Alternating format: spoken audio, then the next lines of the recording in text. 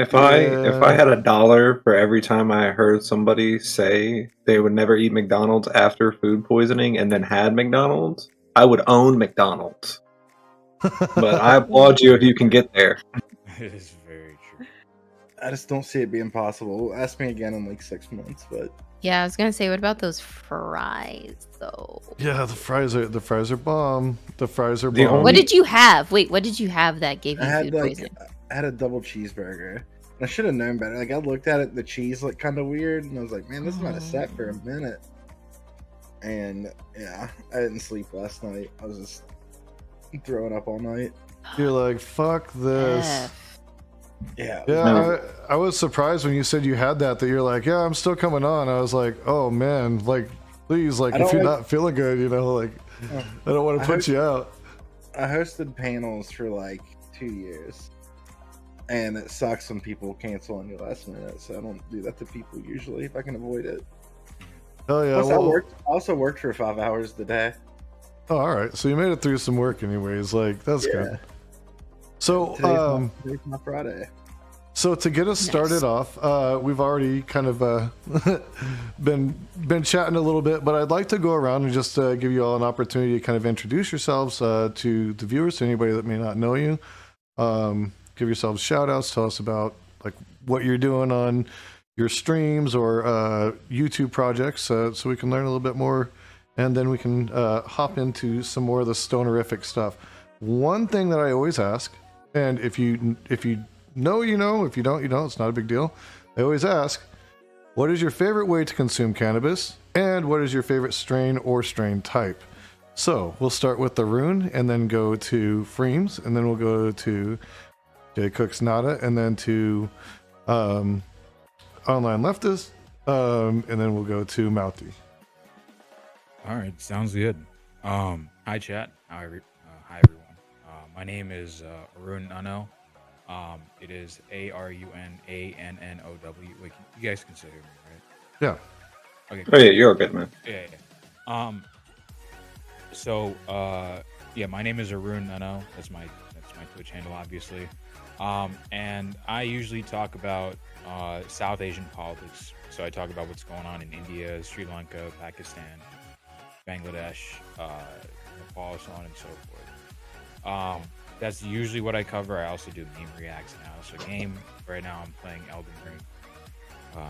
But yeah, the bulk of my content has largely just been coverage and commentary over like South Asian politics, basically, which I think is an underrepresented part in like leftist coverage for a little bit, for like at least American leftist coverage. Mhm.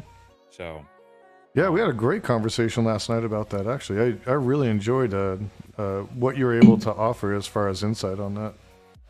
oh yeah, for sure. I mean, I just want to like, I mean, I'm very passionate, and that's it. Like I for some reason I like everything there fascinates me. So Hell yeah! All right, now the big two, man. Favorite way to consume cannabis? What's if you have favorite strains or favorite type of strains? I know we touched on that a little bit last night, but yeah, as far as strains are concerned, I don't really have a favorite. I honestly, whatever puts me to sleep. I haven't really looked at I think it was what sativa that puts you more to sleep. that'll keep you up. It's the indicas that'll knock you out. Indica is the one that I was thinking of. That's the one that- Indica and the couch. Yeah, that's what yeah, Mhm. it's like CBD mostly, right? That's basically, yeah, that's why I usually, you know, whenever I consume weed, I just want to like relax and like not. I get very giggly sometimes, but my favorite way to consume it by far is edibles. Oh yeah, longest lasting for sure. Definitely the longest lasting. Yeah, I just want to like listen. Life is super complicated, and sometimes you just need to relax a little bit. Hell yeah! I'm here with that. I feel you on that. Yeah. Rock and roll. Thanks. And where can people find you, Arun? So, as far as social media is concerned, not really anywhere. But you can find me on my Twitch channel. It's twitch.tv/ArunanNow. That's where you can find me most. And Yep. you can hop in my Discord from there. Cool. Yeah, and we'll my mods are already shouting you out, so we got you covered in chat. Sounds good. Cool. Perfect. Well, thank you for being here. I appreciate you coming on. Yeah, thanks for having me, man. Absolutely. We're going to hop over to Freemz. Freemz, tell us a little about yourself. Yeah, twitch.tv/Freemz. I'm a leftist streamer from Appalachia. I cover a lot of Appalachian topics. Also, I feel like underrepresented, especially on Twitch. Fuck, I'm so stoned. Hell yes. You're in the right place. Yeah. It's a very degenerate channel. We make a lot of Coomer jokes. Also played in punk rock bands and stuff through the 2010s, so I get derailed a lot on the people sending me music. So yeah, come hang out. I also prefer edibles, and I'm also a big indica guy. I would say for like a year, I've really liked Granddaddy Purple. Oh yeah, because it's very potent and it knocks me out. So yeah, I'm more of a sativa guy, but I'll say like if I'm going for indica, Granddaddy Purple is always like at the top of the list. That's like number 1 or 2 because it's so dank. It tastes so good, and yeah, you're right. It'll fucking knock you out for sure. There's another one that's really, really dank like that does that they have it a lot of the dispensaries here in Arizona called Blackwater. And like the name says it all because the shit is like, it's super dark ass weed and it just fucking floors you. Like, it's like, forget about it, you know, like you're out. Another strain that I've always really liked is Trainwreck. Oh yeah. Trainwreck is awesome. Sativa dominant hybrid. Mm-hmm. That's a good one. I like that one a lot. Cool. Well, we're happy to have you, Freemz. And happy you're enjoying that edible. Hell yeah. You're in the right place. Yeah. Cool. We're going to shoot on down to JCooksNada. Hello. This is my first StonerCast. Sounds like so far a good group. I used to largely be actually a food and drink streamer. And then I shuffled onto Twitch politics via Prime K stream and have been introduced to great people like you, Jason. So this is my first, I think this is I would say my first non-Prime panel. So hopefully it's not the same atmosphere, but it doesn't look like it. It looks like it'll be fun. But I usually do food and drink streams, and right now we're transitioning to a lot of game streams. Lately I've been playing Rise of the Tomb Raider, or Rise of the Tomb, like in the newer Tomb Raider trilogy. Mm-hmm. I hate the mechanics of the game and it sucks, and I would probably say my favorite way to consume weed would be I guess maybe like either vaping or smoking, actually. Mm-hmm. I have a PAX Era, like one of the oil vape pens, and it's a dream. And because it's like one of the ones you can like change the temperature like via the app, like Bluetooth. It's great. Oh, nice. And I don't have a favorite strain. I will say I do try to consume weed in like different ways. Like recently I bought these like a candle that has THC in it, and I feel like it kind of works, but also it kind of doesn't. But yeah, I like weed. I like edibles. I do it all. Oh yeah. Can you boof weed? Can you what? Yeah, you can. There are THC suppositories. They as a matter of fact, I was at the dispensary a couple months ago and they were really trying to sell me on them. They're like, "No, you don't understand. Everybody loves these." And I'm like, "Yeah, not boofing weed, man. It's too easy to smoke." I'm good. Chat, if we hit the sub goal, I will boof weed on stream, all right? You couldn't pay me enough to do that. Oh no. Okay, every way but that way, I like consuming it. Nice. Well said. Well, thank you for being here, and we appreciate you joining StonerCast. And yes, this is a much different environment. This is all memes and jokes and clowning around and talking about our funny, weird weed stories. So that said, you're in a safe place for that. No blood sports here. The only blood sports that I ever have are the ones going on in my head, trying to figure out whether or not flower or dabs are the superior way to consume weed. Other than that, Flower. I say flower. You say flower? Yeah. We may have to get into a conversation about that. I would say Okay, it's subjective. I would go with dabs actually. Yeah, you mentioned that last night. I remember you saying that. I just generally like the high that you get from smoking dabs rather than smoking flower, honestly. Like, plus it's quicker, you know. Oh yeah. Yeah, I tend to be very impatient with a lot of things, but No, I get that. yeah. It's like drinking liquor versus drinking beer to get drunk. Yeah. Exactly. Mm-hmm. Well, Why would I drink a case when I could take like 2 shots of Everclear and do the same thing? More technical though. Okay, so I'm a distiller. That's what I do for a living. I'm a master distiller. So I make whiskey, bourbon, stuff like that. And people are like, "Why don't you make it at like a higher proof?" And the reason why is because if you want to smoke more comfortably or socially, it would make a lot more sense to have flower instead of like, you know, because with whiskey and alcohol, like drinking like 190 proof tastes like ass and burns, but you get drunk way quicker. Mm-hmm. But you're only going to get so high and you're only going to get so drunk, and you can achieve that with dabs or flower just as you could 190 proof compared to 90 proof. Mm-hmm. You know what I mean? And since we're actually already kind of going into a little bit of a conversation with Terminally Online Leftist, why don't we have Terminally Online Leftist introduce themselves here? Yeah, this is actually my first, like, the live stuff's pretty new for me. Usually what I do is, I think most people know me from Twitter, which is, I post a lot on there, but on YouTube I'll do like 5-10 minute video every day, like commentary stuff, just whatever people are really complaining about a lot.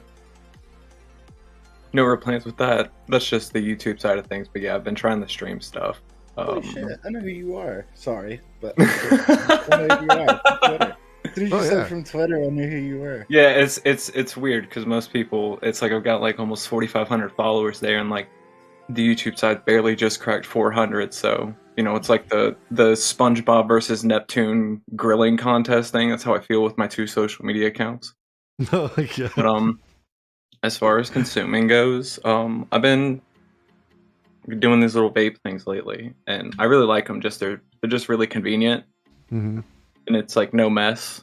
And then as far as strains, like I'm in South Carolina, so you know I'm still a criminal for doing this stuff, but I don't know any names or anything like that. I like the sour diesel stuff just for the smell, but I probably would have more opinions if I actually knew names. But you know, it's down here it's like the Resident Evil 4 merchant. You know, you just find him around the corner, he lifts open his jacket. What are you boying? It's like, all right, man.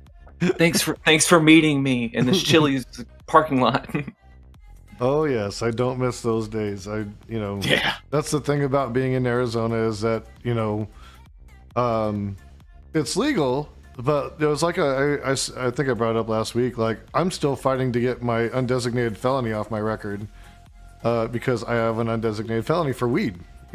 Like it's like I'm in a legal state now, and it's kept me from getting jobs and shit, and all sorts of crap. So. They finally just this year passed a law that said we can expunge our criminal records of any weed charges. So I'm working through the process for that, but they're still not making it easy. It's still a fucking process. So. Damn, imagine having a felony for weed. That would suck. Yeah. It's useless. I think that's one of those things that hopefully once you get to federal legislation, hopefully when it gets there, that'll be one of the first things that happens is anybody who's got any kind of record, like those charges get wiped.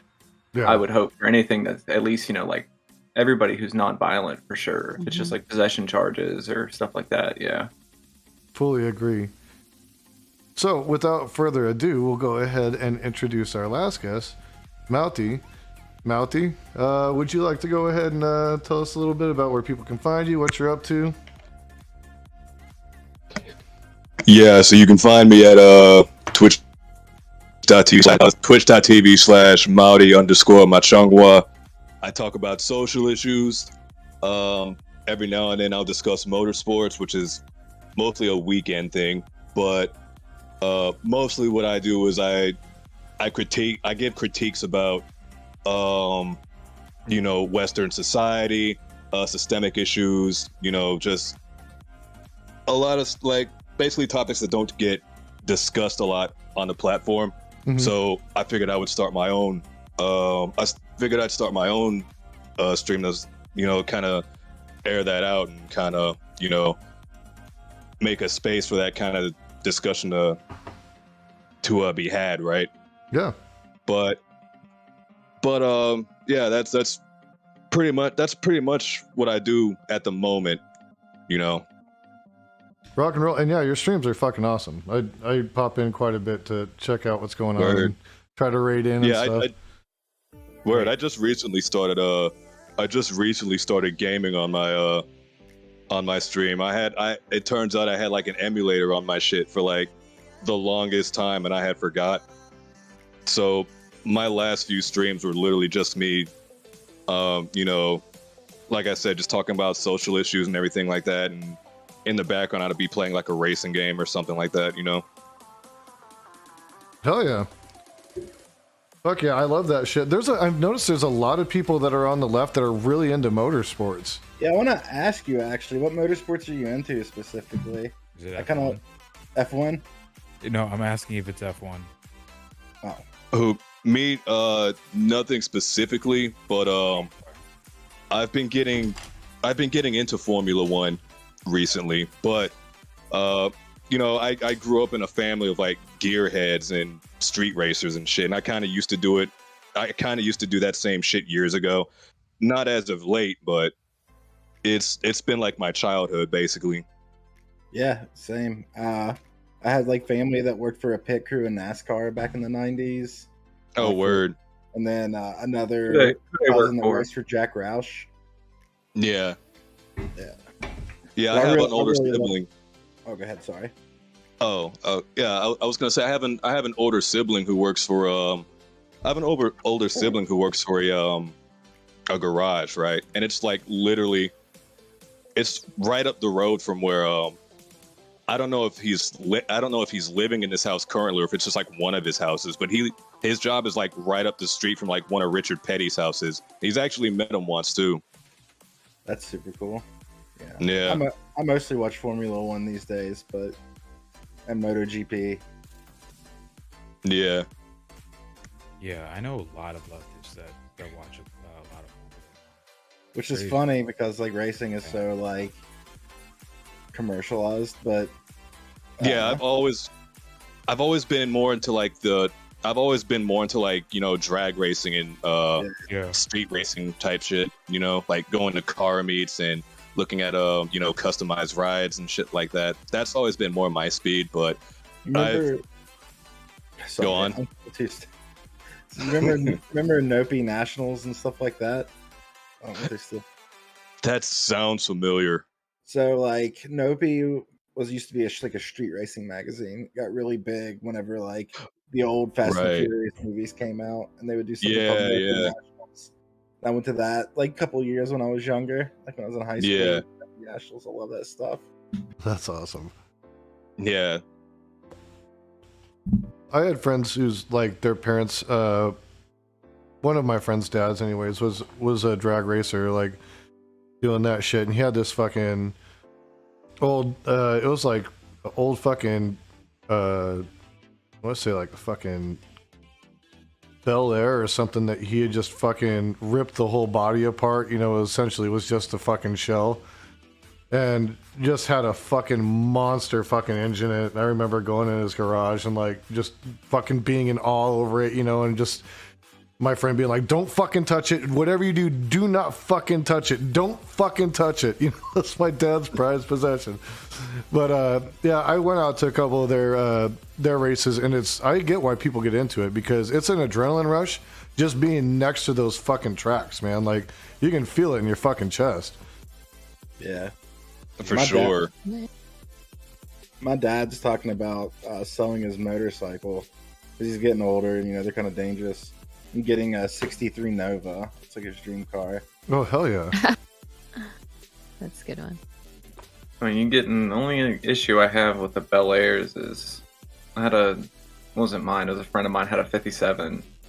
We put a lot of work into it, and the only thing I don't like about them cars is like he never put the seatbelts in them because you don't legally you don't need to but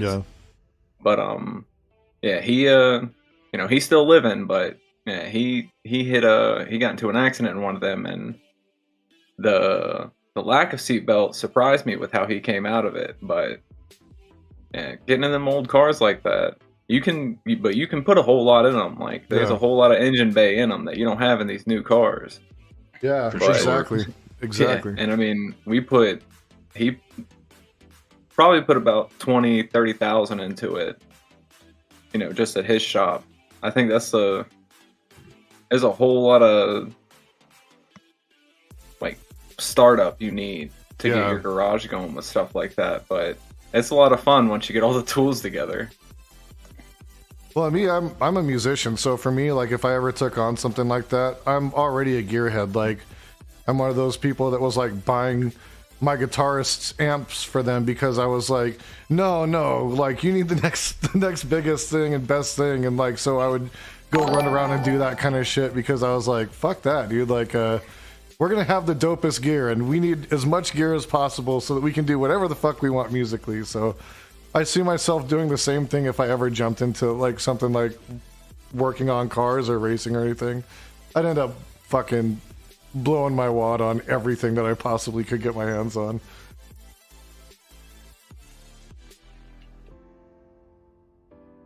Yeah, growing up in the South, that was kind of the only option. Was it's either you're a redneck or you're a treadneck, and I made my choice.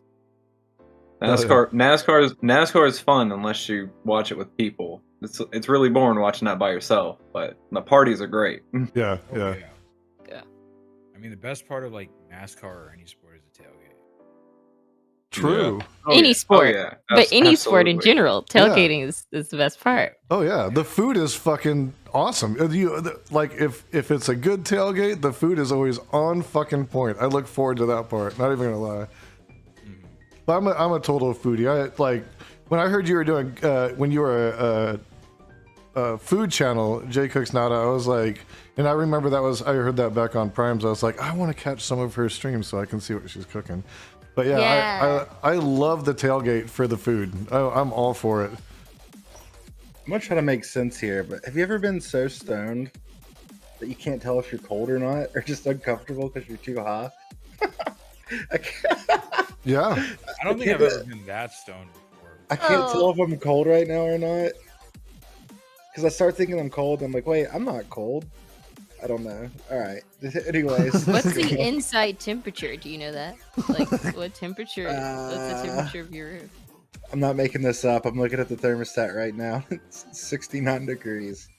It might be a little cold. sick. It might be a little cold. My house is usually around that temperature, and I always have a hoodie on.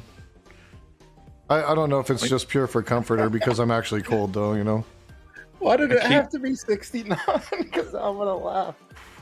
I keep my house at 72, but I run 2 computers all the time, so my room's like 80 degrees all the time, no matter what. It's great in the winter, but nah, it's been terrible so far this summer. Oh, yeah, I bet. And you said you're in South Carolina? Yeah, it's a swamp. Oh, you're getting it. Yeah, it's been a fun time so far. Yeah, I was living in a house before I moved into the place I'm in, and it was a rental, and we had, again, I live in Arizona, we had 2 bedrooms in the house where the air would barely push into the room. Like, I mean, fucking barely. Like, it was like nothing. One of the bedrooms, actually would get up to around 123, 124 degrees. Like, you couldn't even be in there in the daytime. And I worked from home, and coincidentally, that was the room I had to work from. So I ended up like having to pull my shit out of there all the time and go work in the living room or whatever. It was fucking horrible. It doesn't sound like it was properly insulated either. No, and the landlords were horrible. It was like one of those like big like conglomerate Like companies. Yeah. And they just didn't care. And we'd be like, dude, the air is not working. And they're like, well, can't you leave the doors open? It's like, people want to close their doors when they go to bed. People like, I don't know a lot of people that just leave their doors open when they go to sleep. Like, usually I close my bedroom door. I don't know. Especially when you're living in a house with other people. But yeah, it was really weird. So. Yeah, that sucks. Well, so Sen is asking if we can get the panel's opinions on chicken and waffles. I think I already know what JCooksNada's opinion is. 2 thumbs up. 2 thumbs up.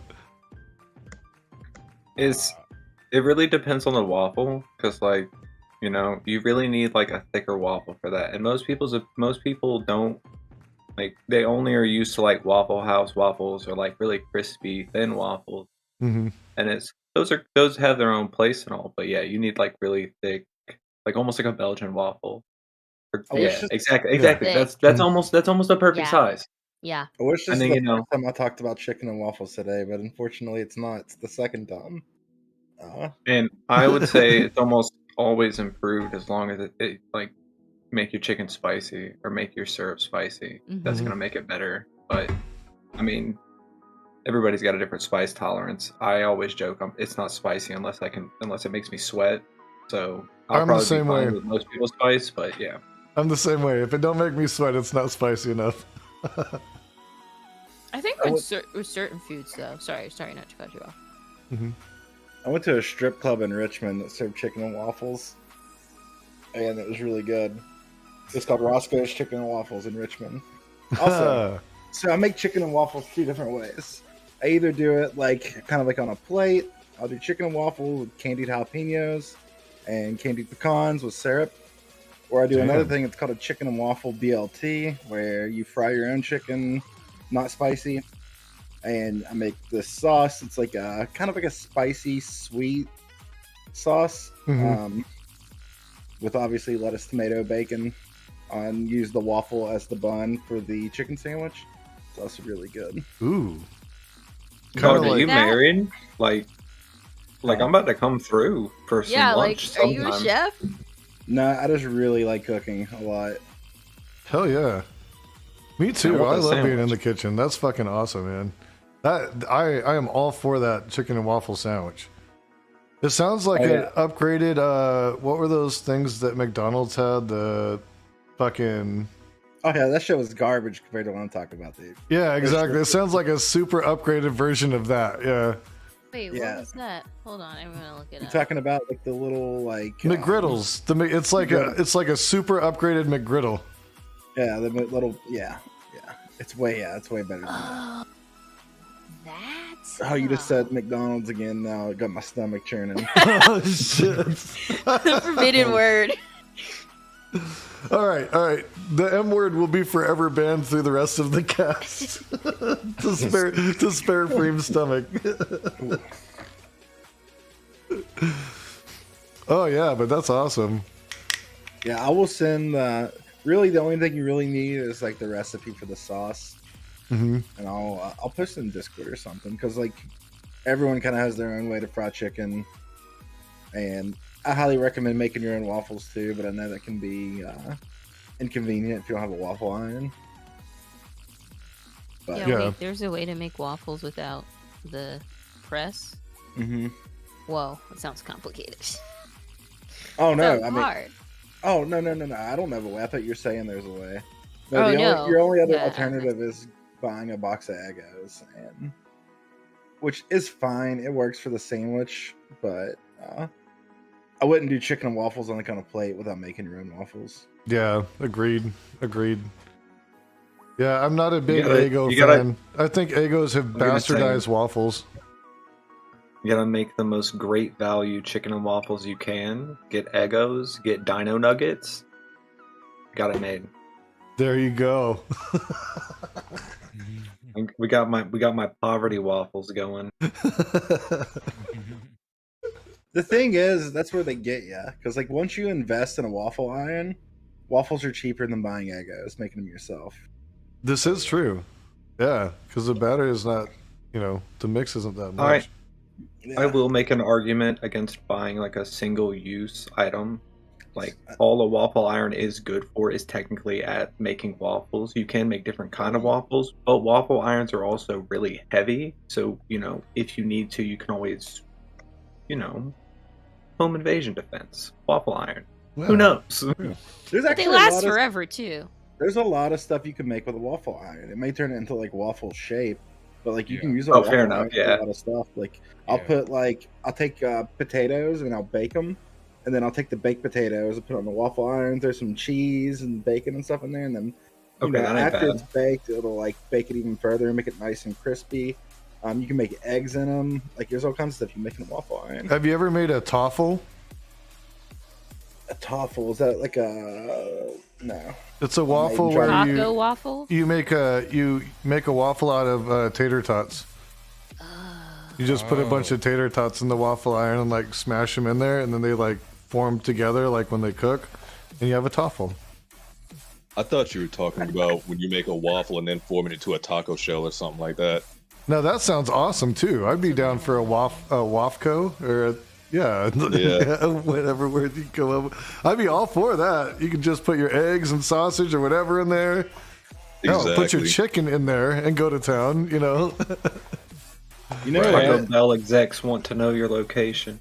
This may be a hot take, but tater tots are kind of overrated, I think.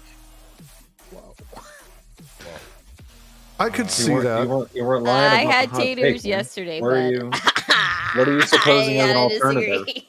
I just so I feel like just buying potatoes is cheaper. Cutting them up is pretty easy compared to like microwave like tater tots. And I think they taste way better. Anything you make with a potato yourself is going to taste better than a tater tot.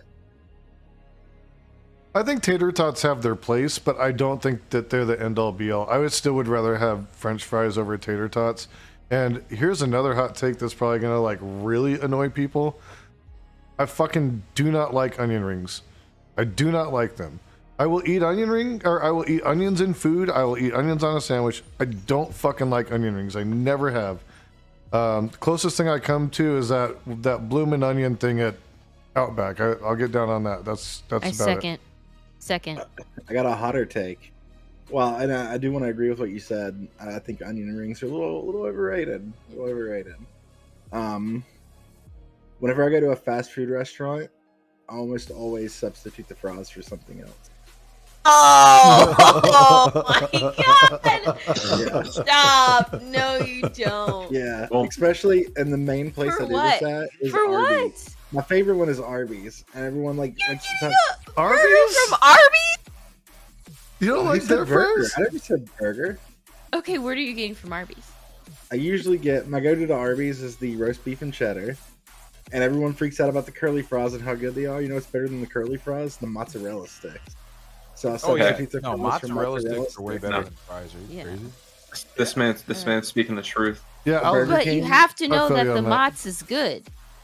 True. Now, Like fries are universally, you can't fuck fries up. Actually, I wanted to point this out earlier. I'm glad I can now. McDonald's can fuck fries up because McDonald's uses milk powder in their fries now. So if you have, it's not like lactose intolerance, but if you have a dairy allergy, no McDonald's fries. Like it's just cut off for you. Most places don't do that, but yeah. You know how you fuck fries up? Let them sit for more than 5 minutes. also put them in a box true. and transport them in your car. That'll fuck up fries. Like Well, get that nice steamed limp effect. By the time you're able to eat them, it's like, oh, this sucks. I'll never order fries for delivery ever. I'll never order fries for delivery. Yeah, like you let fries sit too long and they basically just turn into cardboard. Yeah, it's gross. You can't reheat them. There's nothing you can do with them at that point. It's like, all right, well, yeah, you get two options. You get toothpicks, or you just get like that moist log squish potato. Nah, either way, you just need to throw them away. Oven if they're like that undercooked, then I'll throw them in the oven really quick. And fair take enough. a shower, because usually when I'm ordering food, I'm also like, I don't have enough time, so I'm like, oh, let me just order food and then do something else, and while they're in the oven, Oh yeah. I'm gonna have to remember that. It's a little hack, but I hate that. I'm gonna have to address my chat on the panel just because it might start discourse for us. Uh-huh. But why are you getting fries from Bojangles in the first place, Bagel? You should be getting dirty rice and mac and cheese. Why would you get fries from Bojangles? remind me what is Bojangles? What's their? My chat's funnier than me. It's not fair. I have BG Bites over here in Why- my chat well, I mean- saying boot Freemz, boot Freemz, boot Freemz, boot Freemz, boot Freemz. That's one of my close friends in mod and streamer. Check out Bagel Bites. Bojangles is a chicken place, kind of like KFC or Popeyes. Okay, yeah, that is weird then. Why would you get fries instead of bow rounds though? Or Like Bow if you're getting Rounds. anything potato from Bojangles, it needs to be bow rounds. That dirty rice. Oh my god, I want dirty No, rice. no, now. that is fair. That is fair. That's a good point. But anybody who would bring me fries from Bojangles, I'm gonna slap them. Aren't Bow Rounds little smiley faces too? I'm thinking directly. I've never gotten them as smiley faces, but I want them as smiley faces now. The I'm next time I probably order wrong. them, I'm gonna cut them myself. I'm probably wrong. Let me look it up. Just like send it back if they don't have smiley faces on and be like, what is this shit? I was told there was smiley faces on these. These are obviously not the right rounds. Yeah. I need them though. See what happens. Maybe you'll get smiley face rounds. Oh damn! They forgot your dirty rice. They did you dirty with the dirty rice. That Somebody's fucking asking sucks. what the fuck a bow round. What the fuck is a bow round? So it's basically like hash browns, but they're maybe like 1.5 inches in diameter, maybe 2 inch in diameter. Whole bunch of good seasoning on top of it, fried real, like probably double fried. Honestly, they'll do them once and do them again, so they're real crispy on the outside. And yeah, they're just really good hash browns. 2-bite. Yeah, they're pretty good. Oh, Little yeah. potato discs. I'm here for it. I do that. Oh, they're so good. And then like around Christmas time, Bojangles actually sells their seasoning salt. They'll like do 4-pack. They say they'll sell them for stocking stuffers. I'll buy like 8 of them and just keep them in my kitchen. Yeah. 'Cause it What is. about Oh, it's so good. KFC out here selling firewood that smells like their herbs and spices for Christmas? I saw that. I saw that. What the fuck? What the fuck? They were selling it out here too. That is some of the most diabetic present that you could ever get somebody. Here, let's make you crave KFC every time you light a fire. It'll be great. See if you can get them to have a heart attack or some shit, you know? Yeah, mid wood chop, just Right. keel over. Too much KFC. Too much of that gravy, you know? I'm not really sure if it's the KFC in my area, but I was never really big on KFC, to be honest with you. Oh, no. Are KFC's you a always been Popeyes gross. person? Hmm? Are you a Popeyes person? Is that why? I would say Popeyes is better than KFC. It's just KFC's chicken, at least in my area, it's dry as fuck. Mhm. In my area, at least. We don't have... I like, we always... When I was a kid, and even now, it's always been like... Churches or Popeyes, like those are the two. We used to go to Right. Churches all the time when I was real young. That was a spot because we get the little jalapenos with our chicken. Oh, I love that shit. Yeah, I just don't know what it is. It's just KFC is my area. It's like no matter where, it doesn't matter which one you go to. It's just their chicken is always dry. The only But it thing might else, just be the one in my area. the only redeemable thing I'll say about KFC is I have a deep rooted love for their mac and cheese. I don't know why. I've always thought it was good. It's just like I could not eat anything else there, but the mac and cheese smacks. I'll get down. It's not What's bad your- My for favorite food. thing. Go ahead. Oh, I Mine's was gonna be a topic change, I think. Oh, Get I to was curious. just gonna say, my go-to thing from KFC has always been like the popcorn chicken. That's pretty much it. Like the famous Yeah, they're- bowl. Yeah, I was gonna say the prisoner bowl has got to be where it's at. Just Right. throw my food into a bowl, slide it under the door like I'm in solitary confinement. We're gonna have a great time with it. Does anyone remember the double down? Yeah, Yes. the Yeah. chicken Yeah. breast chicken sandwich. Like I was like, Oh, that fucking thing. "Hi, welcome Jesus to your heart Christ. attack." For those of you who don't remember what the double down is in chat, instead of buns, it had two pieces of chicken as your bun with bacon and cheese, and it was just gross. Capitalism at its finest. Anyone who Right? ordered that's probably going to hell if you believe in hell, because I'm pretty sure the Bible said something against something like that in there somewhere. I think it's called gluttony, or maybe. It's fucking, you're nasty. Don't eat that shit. Unless you're doing it for subs on Twitch, then I get it. You know, yeah. The there's a Pope cause. himself eats one double down. You know, stands before Peter on his day. And it's just like, listen, man, you did great up until this one point. Can't let that pass, man. Yeah. Yeah, it's just, you're just eating chicken at that point. Don't call it a sandwich. I'm tired of all these food anarchists trying to pretend like there's not rules to things. Like, just because you put two things in between something doesn't make it a sandwich. Just like a cookie pizza is not a pizza. It's just a big cookie. Right. You motherfuckers.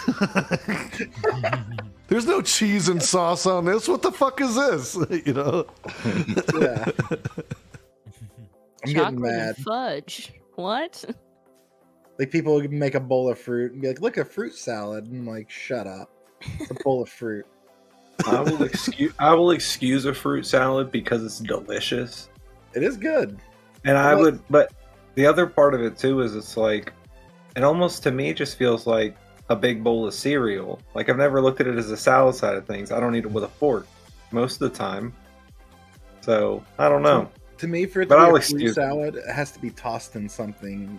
Like, so like, there's something we You make need the called dressing. grape. Dressing is essential. Right, yeah. Like, we make something called grape salad, and it's grape and pecans, and it's mixed up in like this like cream cheese, sugar mixture kind of sauce. And it's grape salad, and that makes sense to me.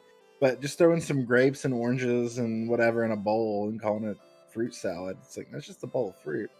You didn't do anything. Well, like ambrosia, I think would be the equivalent to like what would be a true fruit salad, right? Because it's dressed with usually like with whipped cream. Yeah, that's got a bunch of fruit in it.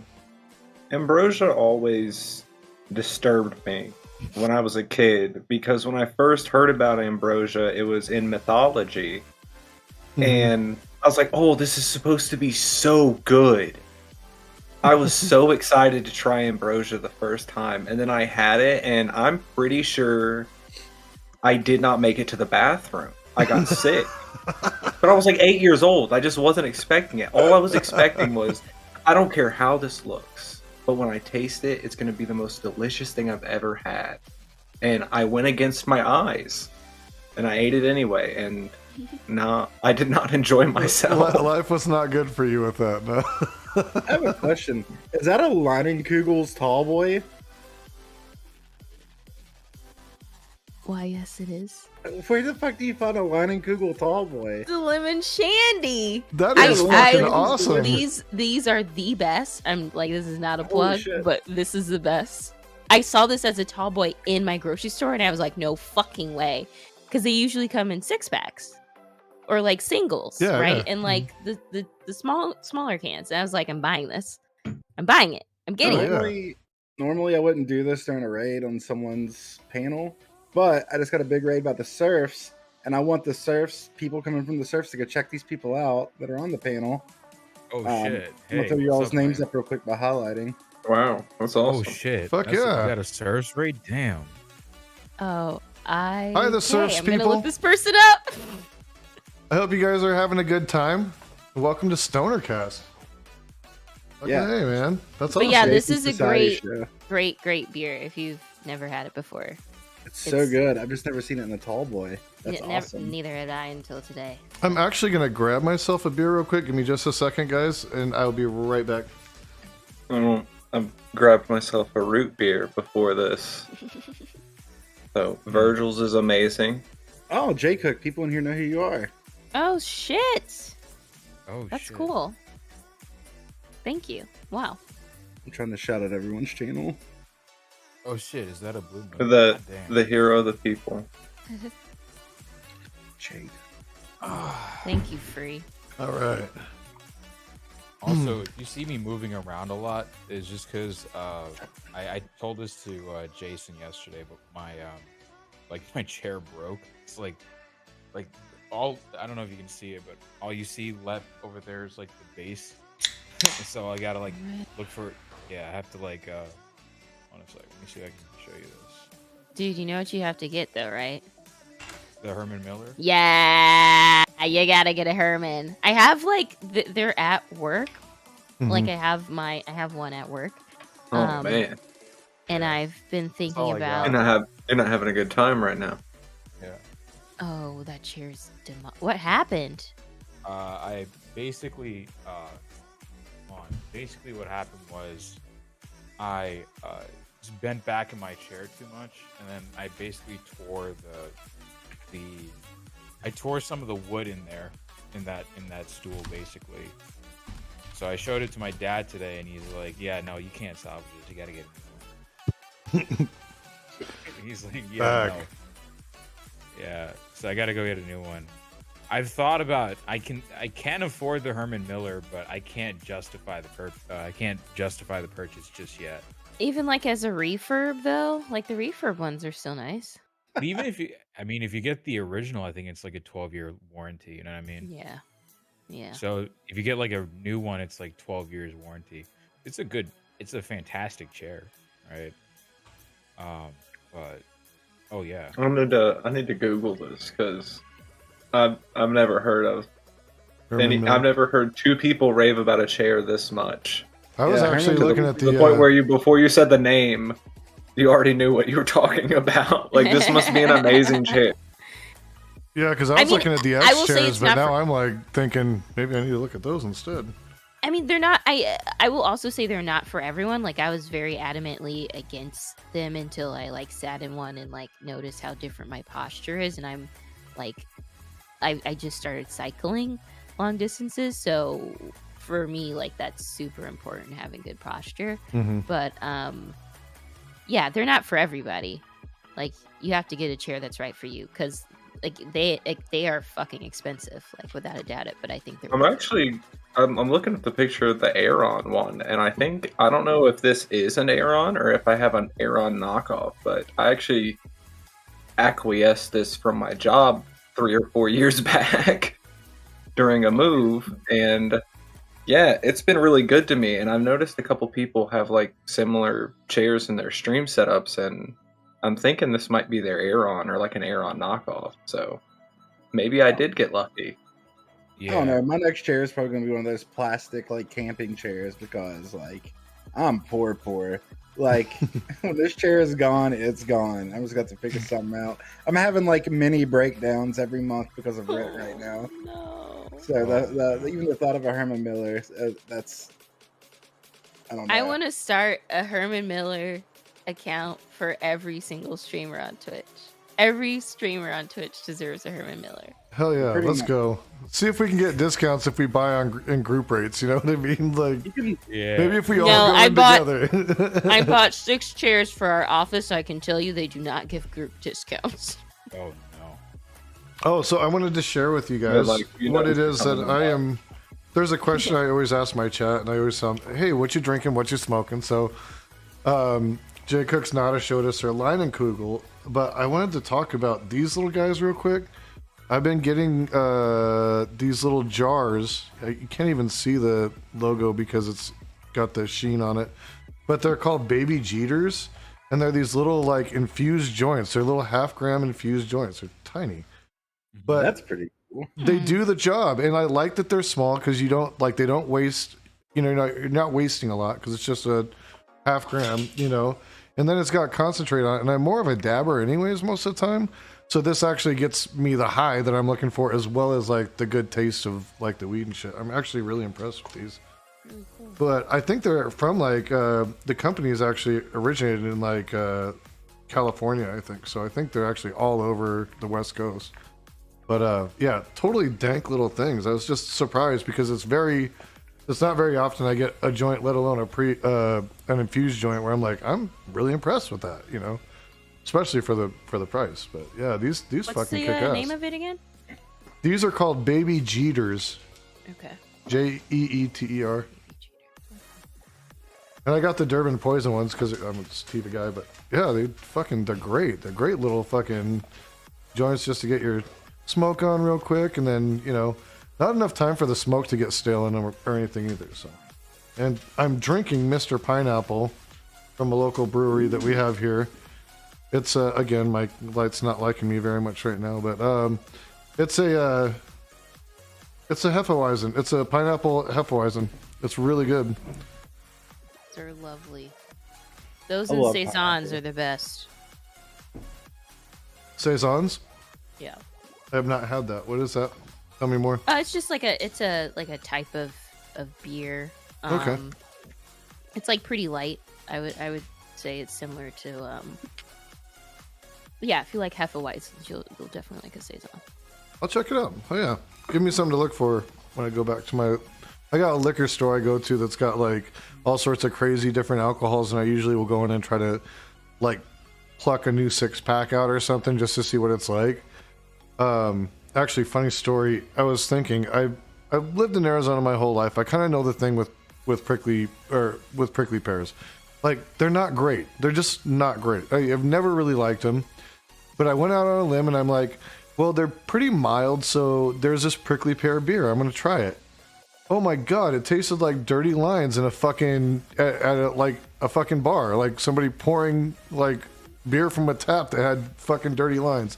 Worst tasting fucking beer I've ever had in my life.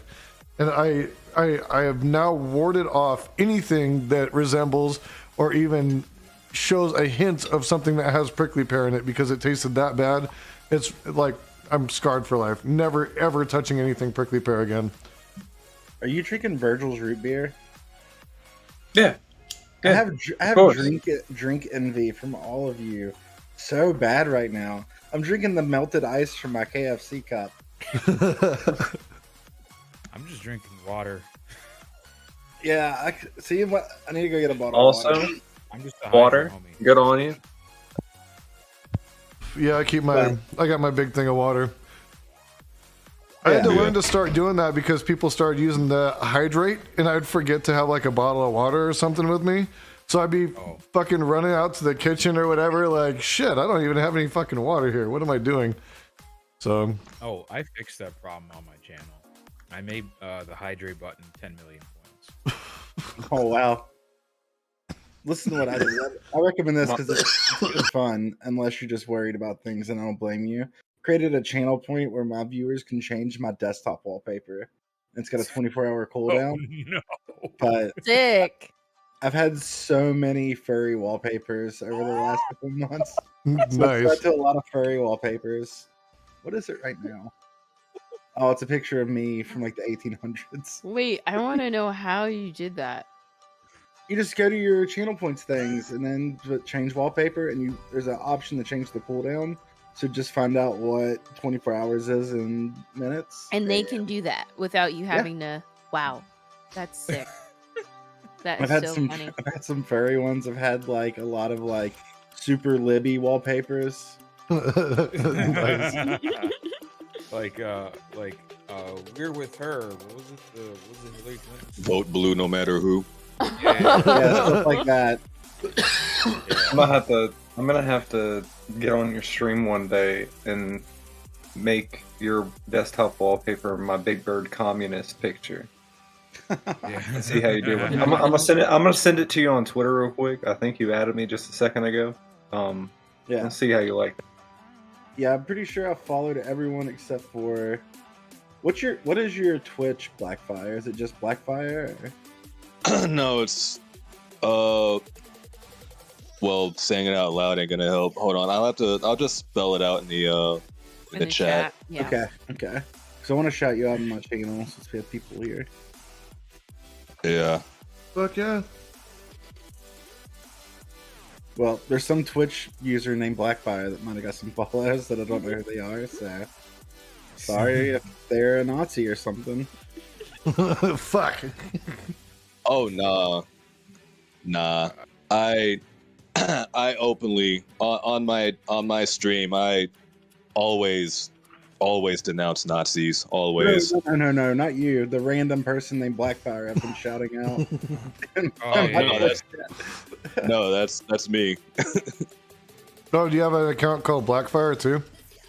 On Twitch, no.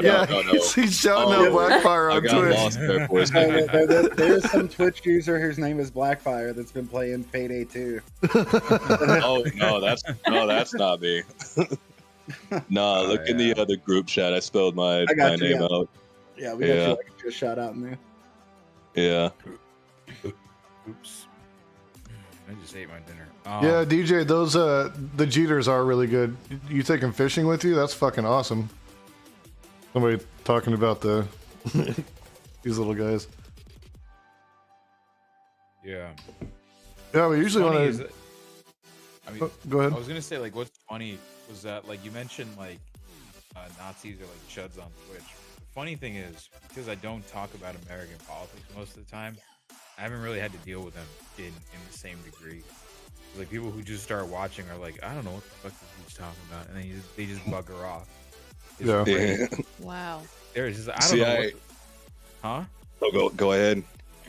Nah, they just bugger off, and they're like, all right, I don't know what the fuck to deal with this. Like, I'm too fucking lazy to learn the politics. That's the beta. Yeah. Beta. Oh, so I talk a lot about cultural issues in America, right? Like, I talk a lot about Black issues, right? Being that I'm BIPOC myself, so I talk a lot about Black issues, and I often enough at least, I'll always get like some shit lib coming in who has like no skin in the game, trying to educate me, on like the shit that I've been through, and it's like, dog, like, you literally don't know shit. Like holy fuck, like, stay out of our business, please. Just please. Like, holy shit, it's so annoying. It's completely and totally tone deaf too. I mean, it's just fucking ridiculous. Really is. It really, like, I remember this one time I had like some fucking weirdo. So I started this, like, so I briefly talked about a land back program and what that could possibly look like, and like some shit lib from, like, he doesn't even live in the US, he lives in like Europe somewhere, talking about why it would be such a horrible idea. And I shit you not, his reasoning was he cited like some weird ass conspiracy theory about people living in Pangea, and I'm like, what the fuck, dude? Like, what kind of shit is? Wait, whoa! What did they say, Pangea? Yeah, like, their reasoning for why a land back program was some shit about Pangea. Like, what? My man is literally returned to monkey. Right. Monkas. The part of the reason that Ted K guy had some good ideas. Listen, guys. You need to understand that industrial civilization has destroyed the world, and as a result, we need to revert back to monkey. Just a friendly public service announcement. I don't get why this is so fun. I'm just kidding. Part of the problem is obviously the most popular form of like political entertainment on Twitch is debate panels.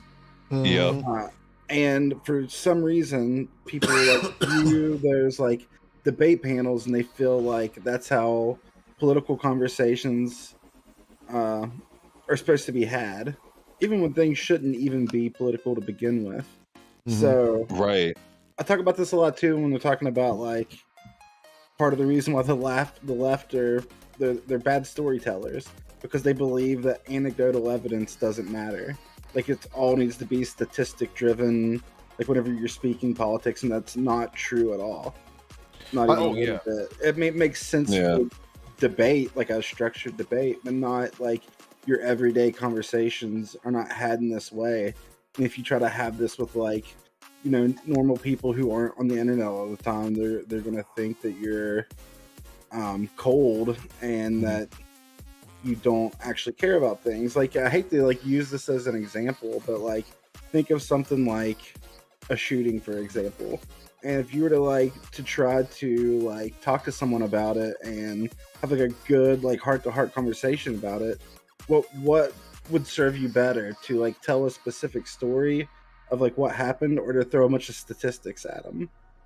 Right. Yeah. It just makes the whole Twitch, anyone talking politics on the internet, whether you're within Twitch politics or not, super toxic to have. But it doesn't really, and I think I don't think it's productive at all, to be honest. I do not think it's productive, these debate panels, because for one, they're always debating the same topics over and over and over again, for starters. And then on top of that, at the end of the day, it seems like it doesn't matter who's right and who's wrong. What matters is who has the most colorful sounding rhetoric and who can play the most I don't know, flashy sounding word games, right? Yeah, who can get clipped and has the fucking most, right, edgy clip or whatever. Exactly. Yeah. You can tell from the people that get brought onto these things. I'm not necessarily shitting on debate panels. I feel they have their place, entertainment, whatever. But people need to learn that having conversations exist outside of these panels. And I feel you're fucking. It makes no sense for you to tell me you have a better, someone would have a better outlook of the black experience than a black person. A white person's not gonna have it. Right. I'm not gonna have a better outlook on the black experience. I'm white and live in West Virginia. Right. Yeah. I'm very, very aware of that. It doesn't matter how many statistics I know, because there's certain things that can't be described through statistics. Exactly. The one thing that I will say to the credit of some of these debate panels and that whole side of things, you were talking about whoever can get the flashiest rhetorical tricks and things like that. But I think with a lot of people, young people, I mean, some old people especially, it's you have the ideas, but you can't put it into words. Yeah. You don't know the way to explain what you think. And sometimes some of those guys are really good for that. I actually had a friend of mine from one of my coworkers who his eye-opener for the trans thing was actually someone's meme Vosh clip of him just saying there's a curly hair woman and a straight hair woman, but they're both women, and that was his eye-opener thing. We're just no, that makes sense, it's all just adjectives. But that's all it took for him, was just hearing that argument phrased a certain way. And you do have that out there, but yeah, most of the time it is just people trying to win. I don't like that too much. I feel so my personal take is it's generally lukewarm. I feel I'm a centrist on this, if that's okay. But I generally, what I think is I think the problem is I think that people take debate panels to the end conclusion in the sense that from what I've seen so far, it's when people take debate panels way too seriously, that's how politics is actually done, or that's how activism is done. And part of it is the bulk of the problem is winning people over from the other side. That's certainly a part of it, and you have to try and convince people, especially impressionable younger people. That's who a lot of the debate panels are for. Let's be honest, right? A lot of it is younger people that haven't I mean, it's not to say that everyone's like that, but there's a decent chunk of it that are younger, say Ben Shapiro or Destiny fans or something like that. They like the sort of the pow rhetoric of Vosh, Destiny, and Ben Shapiro. Not saying that they're equal in terms of rhetoric or beliefs and whatnot. Obviously not, but I tend to be People like the Don't edge take away- lords, you know. People like that, you know. It's spicy. Yeah. I always explain it like it'd be like your Nana's novellas or something, you know, like the fucking soap operas that she watches. You know what I'm saying? Like it's kind of what it's like. It's like a soap opera, you know. There's a lot of that goes on. Yeah, I feel like it's to kind of bridge the gap of what online leftists and you, Arun, were saying. It's I feel like people it's Arun. Arun, sorry. Yeah, no problem. People go on these panels to not like necessarily win, but like to influence those young people you were referencing. And it's like it's almost it's definitely like creates that feedback loop of like what the problem is on a larger scale of like national politics with boomers, quote unquote, or just, you know, just older people in general. But yeah, I agree. Like data, to go back to your point, Free, like data shouldn't be the framework of an argument. It should be like something to aid an argument. But that's why I've noticed that people just like spat out these numbers that they expect everyone to know, and it's just like that's not how people operate, you know. Well, it's like, and sometimes I don't give a shit about the statistics anyway. It's like if a part of the population is being like hurt by something, and somebody says, "Oh, well, it's only like 3% or something." What the fuck does that matter? It's like, I don't give a fuck if it's 1%. Like, what the fuck? Like, if somebody's being negatively affected by something that's happening in the justice system or whatever it is, like, you have to solve for that. Like, you can't just chalk it up to, oh, because the stats say it's only this number or whatever. Well, there's still a human life behind that. There's still, like, a human circumstance behind that. And what you're doing is you're just fucking denigrating that individual, or the idea that that individual deserves whatever the equity that they're looking for is, simply because they're a smaller portion of the population, or there aren't as many issues, you know, statistically for said population. You know what I'm saying? Like, and that's why I don't like. I kind of got dogpiled one time on a Prime panel a long time ago because I said fuck statistics. You know, because of that very reason. Because there's still somebody being hurt by that, and you still have to find a way to account for that and correct that, right? Like, you can't just like chalk it up to fuck them, you know, like. And the other thing is like the fact it goes to raise a point, like you said, like, oh, these guys only constitute like X% of the population, so who cares, right? That's like the sort of callousness that leads to a majoritarian style of thinking, or basically a sort of nationalist or fascist kind of thinking, right? Yeah, that sort of like callousness towards like your ethnic minorities or your minorities in general, whether they be you know, ethnically minority or gender, romantic, like GWRM, GRWM, I think, minorities, or so on and so forth, right? But like marginalized people, right? Like that's sort of like that. You see that you know, rhetoric happen in real life, you know, like they're like, why should we, like this sort of feeling of like, why should we accommodate the minorities when, you know, we're in power and so on and so forth, right? Yeah. I've talked about this a lot with regards to the attitudes in Sri Lanka, right? Right. And I've meant, and it's like, what happened there was like brutal. It's like, so like, I'm very cautious of like, oh, why should that rhetoric of like, why should we care about like X minority or whatever? Because that usually leads down a very dark path very quickly. Right. And I think statistics, that's where statistics can backfire, and where like, yeah, like Freemz was saying, you got to look at the human situation behind it. You know, I think that's the best way to look at it. Yeah, exactly. And then like people seem to like, they throw out these statistics, but it's like they never think about why the statistics are the way they are.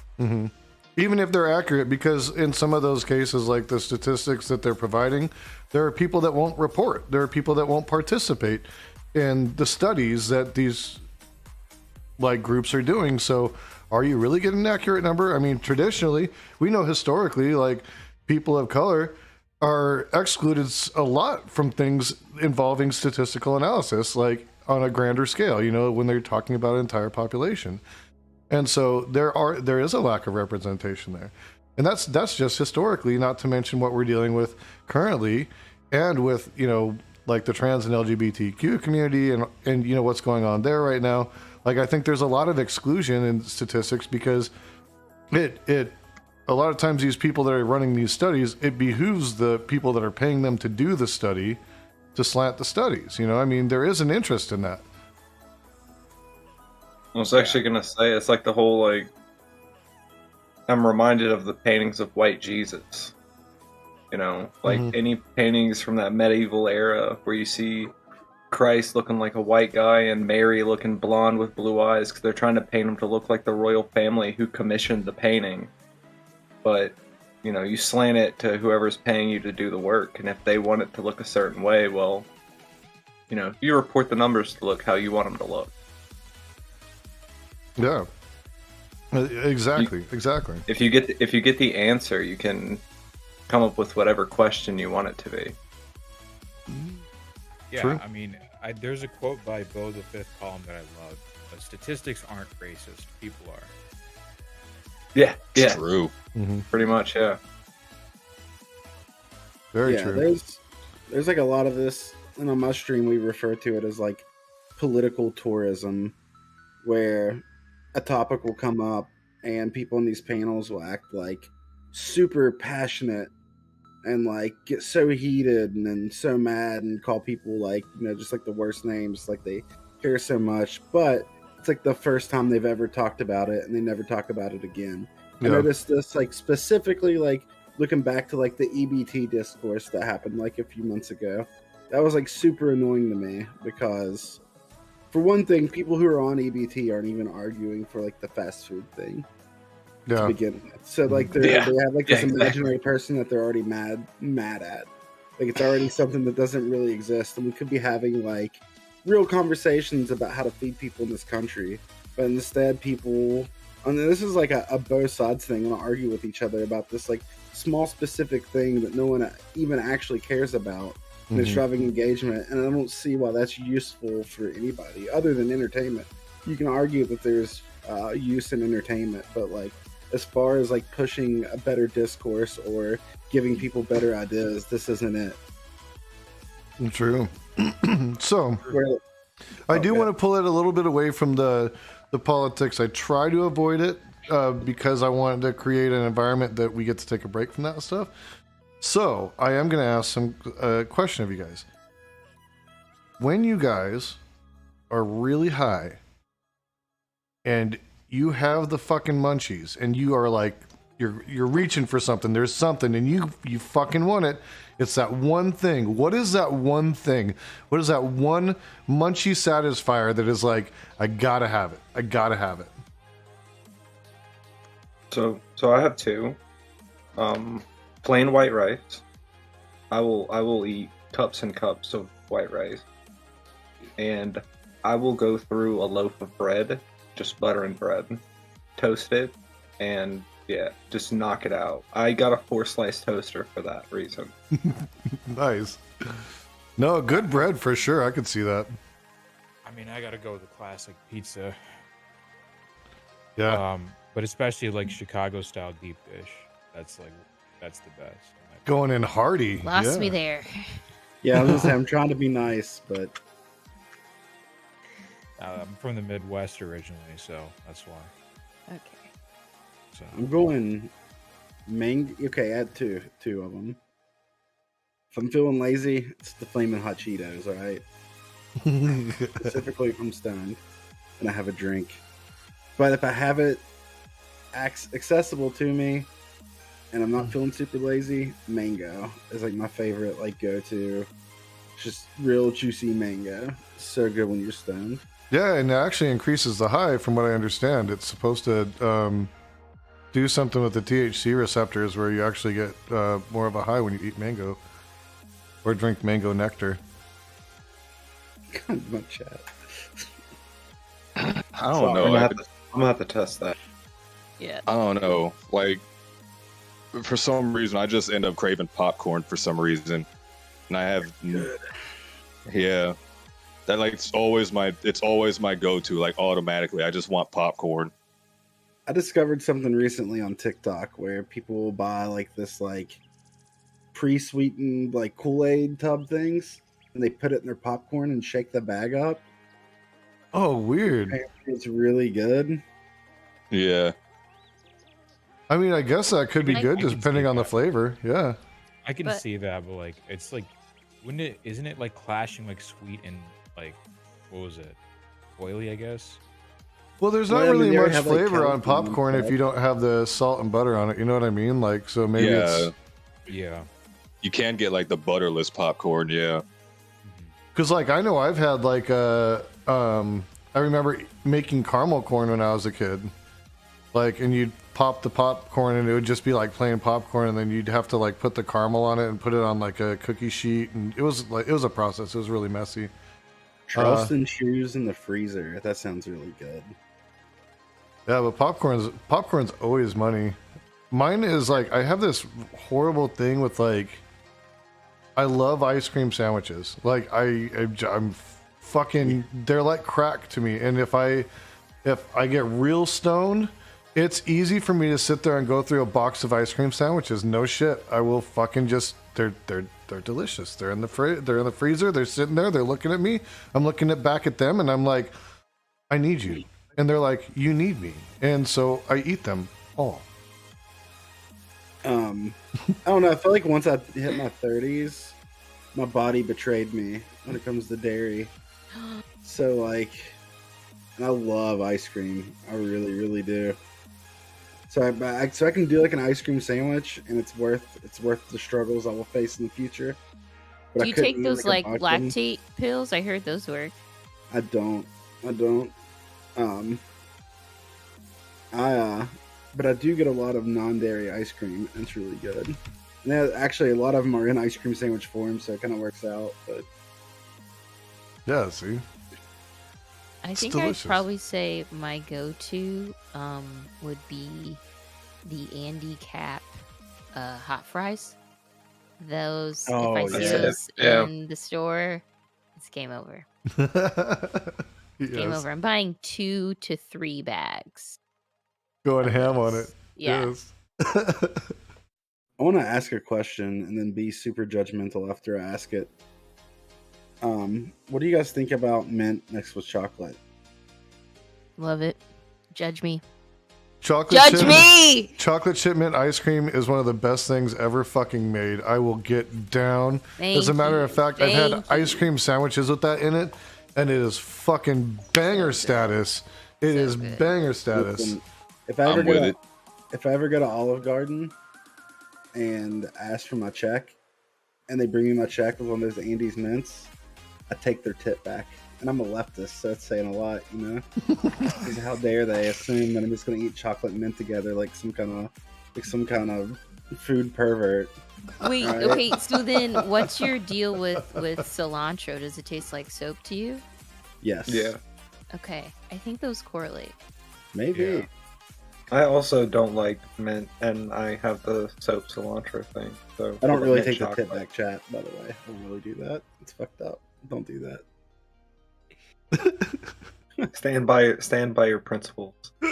Anybody who offers you mint chocolate is an enemy. Yeah, they're trying to kill you. I'm like every 6 months to a year I can tolerate mint chocolate, but up until then it's like toothpaste. I don't like it. Yeah. I must admit I'm not a crazy fan of the Andes.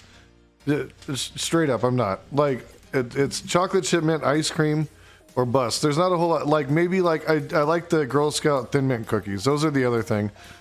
But it's not like I like everything chocolate chip mint. But there's a lot. Like I've even had like chocolate chip mint chocolate cookies, like where it's a whole chocolate cookie with like chocolate and little mint chips in it. Yeah. I just like brushing my teeth and eating an entire Hershey bar of chocolate. It's not the same. I get that. It's not the same. So do you guys like like cucumber then? Is cucumber weird to you? Those that don't like I fuck with cucumber, yeah, I love cucumber. Yeah. I even like the cucumber Gatorade. Man, cucumber water, like I know it sounds weird, but it is so fucking good. Like Refreshing.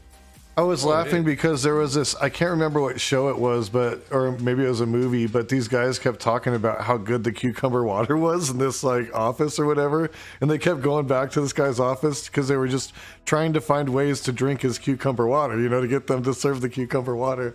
And I was like, these guys really like this shit. Like, I wonder what it tastes like. So I cut up some cucumber at home and like threw it into like some water and let it sit there for a couple hours. And I'm like, oh, this is nice. This is really nice. Have y'all ever pickled shit before? Like Yes. pickled green stuff? I love pickled Onions, pickle, like cucumbers, everything. pickled green beans are like my favorite, and they're a good stoner snack too, especially if you like throw some like spicy shit in with your when you're pickling it. You got these like little tiny spicy pickle spears, and they're perfect. I used to get these jars of, it would be pickled garlic with cherry tomatoes in it. Oh, And yeah. I would sit there and eat that. I know my breath probably smelled fucking horrible, but it was so good. I just didn't care. I was like, let's go, baby. That shit was money. I used to be a coal miner back in the day, and my go-to like lunch that I would bring with me, I'd bring a sandwich, and I would bring a bag of cherry tomatoes with just salt poured in it. I could shake it up. Oh my god, it's so good. Yeah, I fuck with tomatoes. You just having the Denethor lunch on your break? A what? The Denethor lunch from Return of the King, like when he's just eating the cherry tomatoes, like busting while Pippin's singing to him.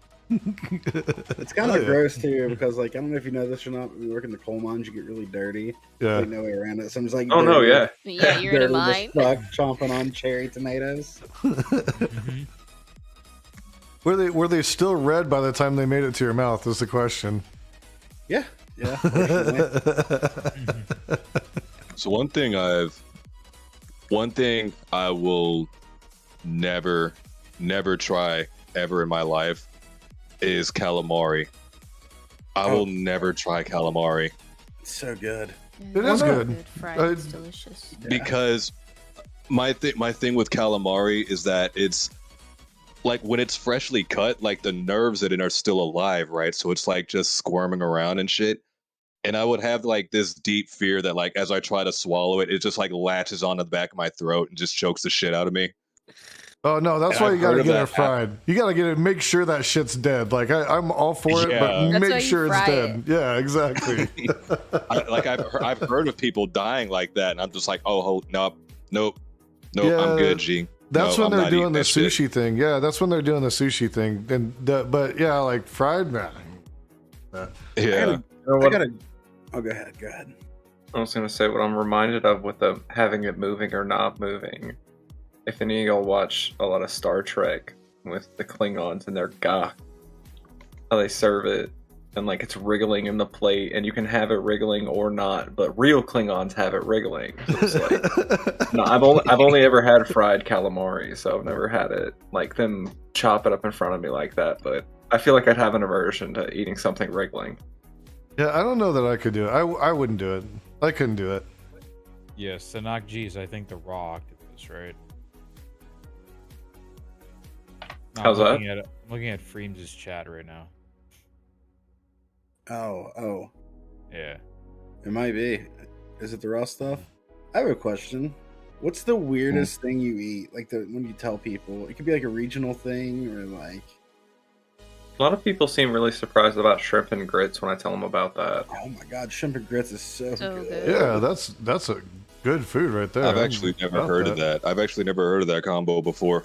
Yeah, you get some like cheese grits and some shrimp. Thing. Yeah, it's really good. I think the only other thing I could really think of is maybe, which I don't eat it, but you know, people down here with like pig feet and stuff like that. Pickled pig's feet. Which is good. Yeah, I can't.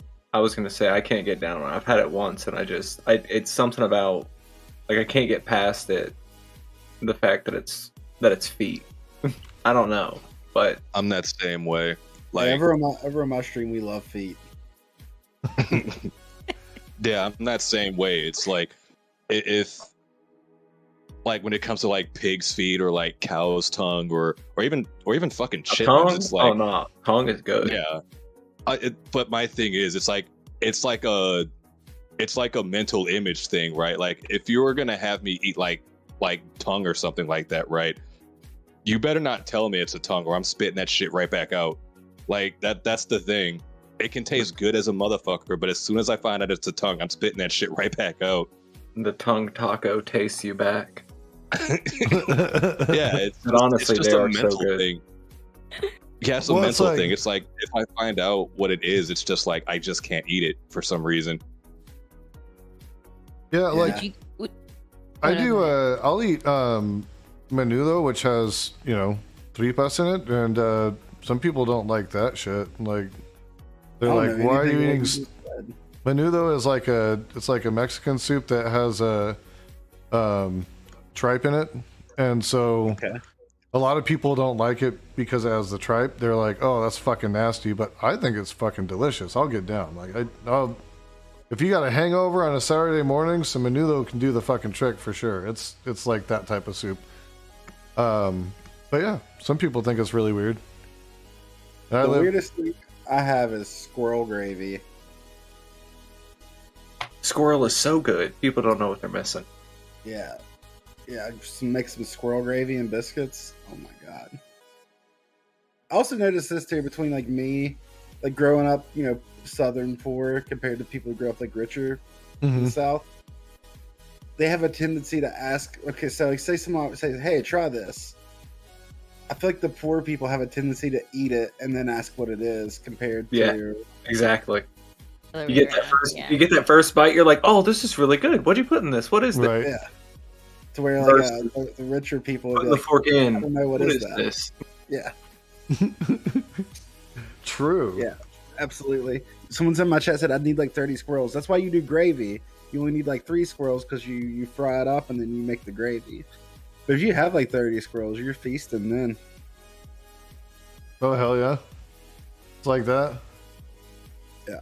I haven't had really not that bad. had squirrel before. I've had a lot of like stuff. Like my grandpa made me eat javelina when I was a kid because he used to shoot them in his pepper garden, and he just didn't believe in letting the animal go to waste. He's like, we're not just gonna like shoot it and throw it out. Like we have to eat it. So he'd make all sorts of shit out of it, and it always tasted fucking horrible. But so I've never been a fan of javelina, but a lot of other game I really like. My dad was like that a lot. I remember I got my pellet gun for the first time when I was like 10, and I killed like 8 doves. Oh shit! And my dad was like, "Well, guess what? Now you got to eat them." So Oh fuck! we Are you barbecued serious? dove- Yeah. I was gonna say at least Dove's not that bad though. Oh, you said dove. I thought you said dog. You said dog. I was like, holy Yeah. shit! Oh shit! I thought you said dog too. I wasn't out there shooting dogs. No. No. It was doves. Yeah, we ate them. We barbecued them, and guess what? They were delicious. Yeah, Dove's really good. Yeah, I could get down with that. I think that's fine. But yeah, like I don't have a problem with like game or like some types of varmints. I give it a shot. Just I would warn anybody, stay away from javelina. They're fucking nasty. Super greasy meat. It's not good. But My grandpa used to tell this joke about. He's like, he'd always be like, you can eat possum, right? I was like, really? He goes, yeah. What you do is you take the possum, you put it on a board, and you cut up all these vegetables, and you put it in the oven. Then you scrape it all off and eat the board.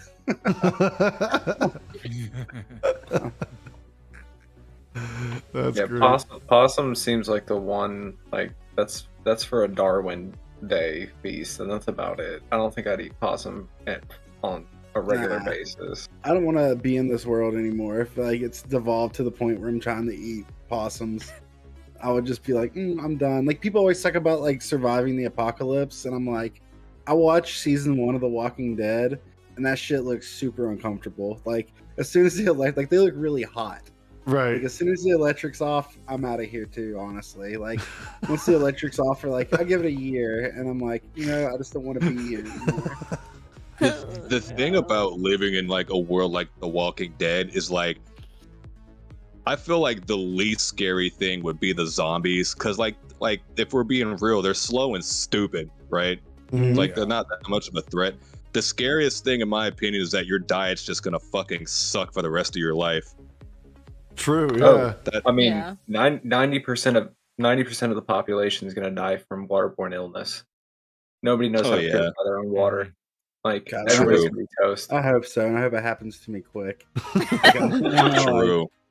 Just You get played it on a over Oregon with. Trail. Like You I got don't want to have to dysentery. like take myself out. Like I hope something will naturally do it to me.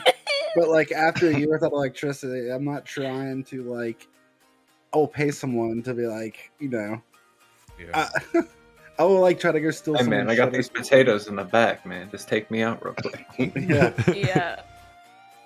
I have somebody in the chat saying that they ate monkey on a stick one time. I don't think I could eat primate, No. you know. And I've eaten a lot of stuff, and I just, Yeah. you know, you got thumbs or like, you know. Yeah, you know what? Thumbs I feel like do it for sentient. me. Yeah, I was gonna say I feel like I would try most animals, but yeah, now that you say like primate, I'm like, gosh, something morally feels wrong about it. I don't know. It what does, is. right? Like I don't know if I could do it either. Like It's it's like Because That's- primates are cousins, right? Yeah, maybe. It's like- That's like It's too close. It's almost like, yeah, it's cannibalism. Like what? I That's feel like Whoa. the people I hear talking about eating monkey brains. I'm just like, that sounds fucking gross. I feel like I would even take a stab at eating like some like I don't know 60-year-old asshole over like The only issue I would have with when you're you know, 60, you may want to eat a people- 60-year-old asshole. That is true. wait, why do I gotta be why do I gotta be 60? hey, I ain't judging, you know. Freemz said that because he's done it. Chill, chat. She was a nice lady. I don't know how I feel about the whole. I've seen people make the arguments about the ethical human consumption, like people who donate their body, or like and then there was that meme floating around of the like it was wasn't real that they're working on it, but people who can send in a little bit, like a DNA swab or something like that, and they'll mail you back a piece of your own meat that they grow. But it was fake when that was floating around, but just that idea going around of like it's artificially grown human meat. I don't even know if I'd be okay with that. Yeah, that Like, sounds funky. I'm okay Didn't it with become? There was a company Oh. that made a product called Hufu that was tofu that was supposed to be flavored really close to what human would taste like. just eat pig. And it's like, Honestly, I wonder if that company survived. I don't know, but I'm not that interested in finding out what human flesh tastes like. I'm just not into it, you know? you already eat pork. Well, there Yeah, you I go. was- Okay. I'm I honest gonna with you. say, You already eat pork. You already know. Well, there we go. I was No, gonna no, say, no like, need to they- venture into actual Yeah. cannibalism then. It tastes like pork. So Honestly, you say I can have some like human bacon. I guess this is Frank no, bacon. no. Like, okay, This so gives a whole this new is- meaning to eating the rich. this is gonna be kind of a weird one. But like, did you play The Last of Us? No. All right, so I- there's a I just got Last of Us for PS4. For PS5. all right. I won't go too far into it then, Okay, since yeah. I won't even spoil it for you then, so I won't go that far. If you ever go into like one of these wet markets anywhere in your travels and you see them serving something called long pig, you need to run because that's human. Because that's what it does. Like that's what humans look like when they're butchered. They look like pigs, just with long arms and legs. And Long That's what- pig. long pig, yeah. That was my stripper name. I'm just kidding. That's what. That's what we smell like when we burn. That's what I knew I they taste recognized like. you. That's why a lot of firefighters don't eat pork, because when they're pulling bodies out, that's what it smells like. But Wasn't Yeah. there like some study that kind of there was like a study that like kind of discovered like the DNA in a pig is actually kind of comparable to that of a human actually. Yeah, because like, don't some people get like eye transplants from pigs? Like, isn't that a thing? Yeah. Yeah, and I know when I was in high school, when we went to like, look at the heart and stuff like that, we dissected a pig's heart because it was so similar to a human's heart. So, I mean, there are some, I guess, some comparative physiological similarities there, So it wasn't the whole eye, it was the cornea of the eye. That is wild. That's awesome, though. Yeah, it's similar. It's very similar to a human eye. Because we also get insulin dissected from pigs, too. We get insulin from pigs. Wait, so do they see the same number of colors that we do? I don't think so.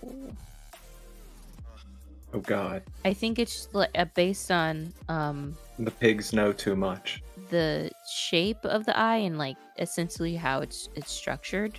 This is me going based off of like middle school science, by the way. Mm-hmm. Oh, we're all there, But and hopefully at least a little high. Way too stoned to be looking this shit up. It's making my eyes hurt. Yeah. If you ever see a picture of pigs with tattoos that look photoshopped on, they're probably not. A lot of tattoo apprentice, you can use pigs to test with. They kind of. I worked at a tattoo shop for about 8 years. They don't actually like tattoo live pigs. They get pig skin though, right? Like it's the pig skin. Yeah. Yeah. I've heard of that. It's usually like dried out too, so it's kind of like a leather. But anymore these days, they'll use like a silicone thing that's very similar to skin. They don't really use pig anymore. Fair enough. Old school thing. But yeah. I imagine you can grow it now. Just big old slabs of tattoo. Practice tattoo canvas. What's funny is to work at a tattoo shop and have like a box full of like silicone hands with a bunch of mature tattoo artists. I know exactly what they're fucking thinking about with those things. Naughty tattoo artists. Yeah, I have some wild tattoos from working at a tattoo shop. Oh yeah? Yeah, actually, funny. We did a charity stream last month, and I got another streamer's name tattooed on my leg because they donated like a certain amount of money. And then, do you guys know who A4 Andre is? Yeah, fuck yeah. I have his face tattooed on me. What? Can you show us? That's awesome. I have A4 Andre's face tattooed on me. That's I also have like the ice cream cone that Gucci Mane has tattooed on his face. I have it tattooed on my leg. Can you show us the A for Andre one? It would be kind of difficult. I can like post a video of me having it in the chat though. Oh yeah. Sorry, the student's kicking my ass today. Hitting hard. But yeah, that's a funny one. I am still without tattoos for now. Yeah, I don't have any tattoos either. I thought about getting some, but I'm like 75% of my body's covered. the question is, I'm still contemplating, do I want it when I turn like 40 or 50? I'm 40. I like my tattoos. I'm actually 40. I'm about to turn 42. It's a personal thing, and it's gonna be different for everyone. Like, yep. True. Yeah, I don't have any tattoos, and it's like what's stopping me from getting tattoos is that, like, I don't know, like when you get a tattoo, it has to be something that's gonna mean something for like the rest of your life, because you can't get rid of it, Yeah. I mean, you can, but it's expensive. I only have one, but yeah. I want more. I kind of want to do a sleeve, but that's another time. Yeah, I have a whole back piece. It's all black and gray. I got to go back and see my guy. He's going to start coloring, but he went up to Washington, so I have to fly from Arizona to Washington and go spend some time up there to get the work done. So I'm going to get my back colored in. I have a Hanya mask with a bunch of finger waves, and it's pretty intricate. It's cool. And then, yeah, I got, like, I guess I have like a quarter sleeve, like on this arm. Got tattoos all over. Yeah, it's like a bunch of like random ones everywhere, and a bunch of little stars and dots for the background. Oh yeah. No, I dig it. I like it when you can make use of the space like that. get those little, like, you just get, like, little ones almost as, like, fucking souvenirs for certain, like, things that you did in your life or whatever, you know? Like, I like that idea, you know? I have a friend who, like, every time they go to a different state or different country, they get a tattoo for that state or country they went to. They were a traveling person, so they were actually pretty well covered. Like, their whole arms were covered. But they love doing that. So, like, January, like the next January, I'll hit. Cause I used to be addicted to heroin, and I was on heroin for 5 years. So this next anniversary of me being clean will be 5 years clean. Congratulations. And thank you. There's a song that I listened to a lot, like during that time period when I was getting clean, called "Nose to the Grindstone." So when I get clean on that day, I'm getting a grindstone tattooed on me with, like, the date that I got clean on it. Oh, nice. Nice. Yeah. Very Do cool. it, like, all traditional styled. That's a dope anniversary tattoo. Soberversary tattoo. There you go. Yeah. I have saw another this, buddy that got... Oh, go ahead. It's the idea of how they'll look when you're older. I used to think about that a lot, and then I saw this. I can't remember how old the body was, but ancient mummified body of this Norse woman, and her skin was preserved where you could still see some of her tattoos, but it's like she looked badass. So I'm hoping that's how it'll end up, and I'm happy with that. Well, the truth is, like, if you maintain your tattoos, like, and you get touch-ups when you need to, and, you know, you're putting sunblock on them, and you take care of your skin, your tattoos are going to last a long time. If you treat your skin like shit, and you're out in the sun all the time baking your skin, your tattoos are going to start looking blurry and shitty, and, you know. So, I mean, I think, you know, the biggest thing is just the maintenance part, and some people don't give a shit about the maintenance, and their tattoos as they get older start to look like shit. Some really care about maintaining them, and that's why their shit looks clean, you know.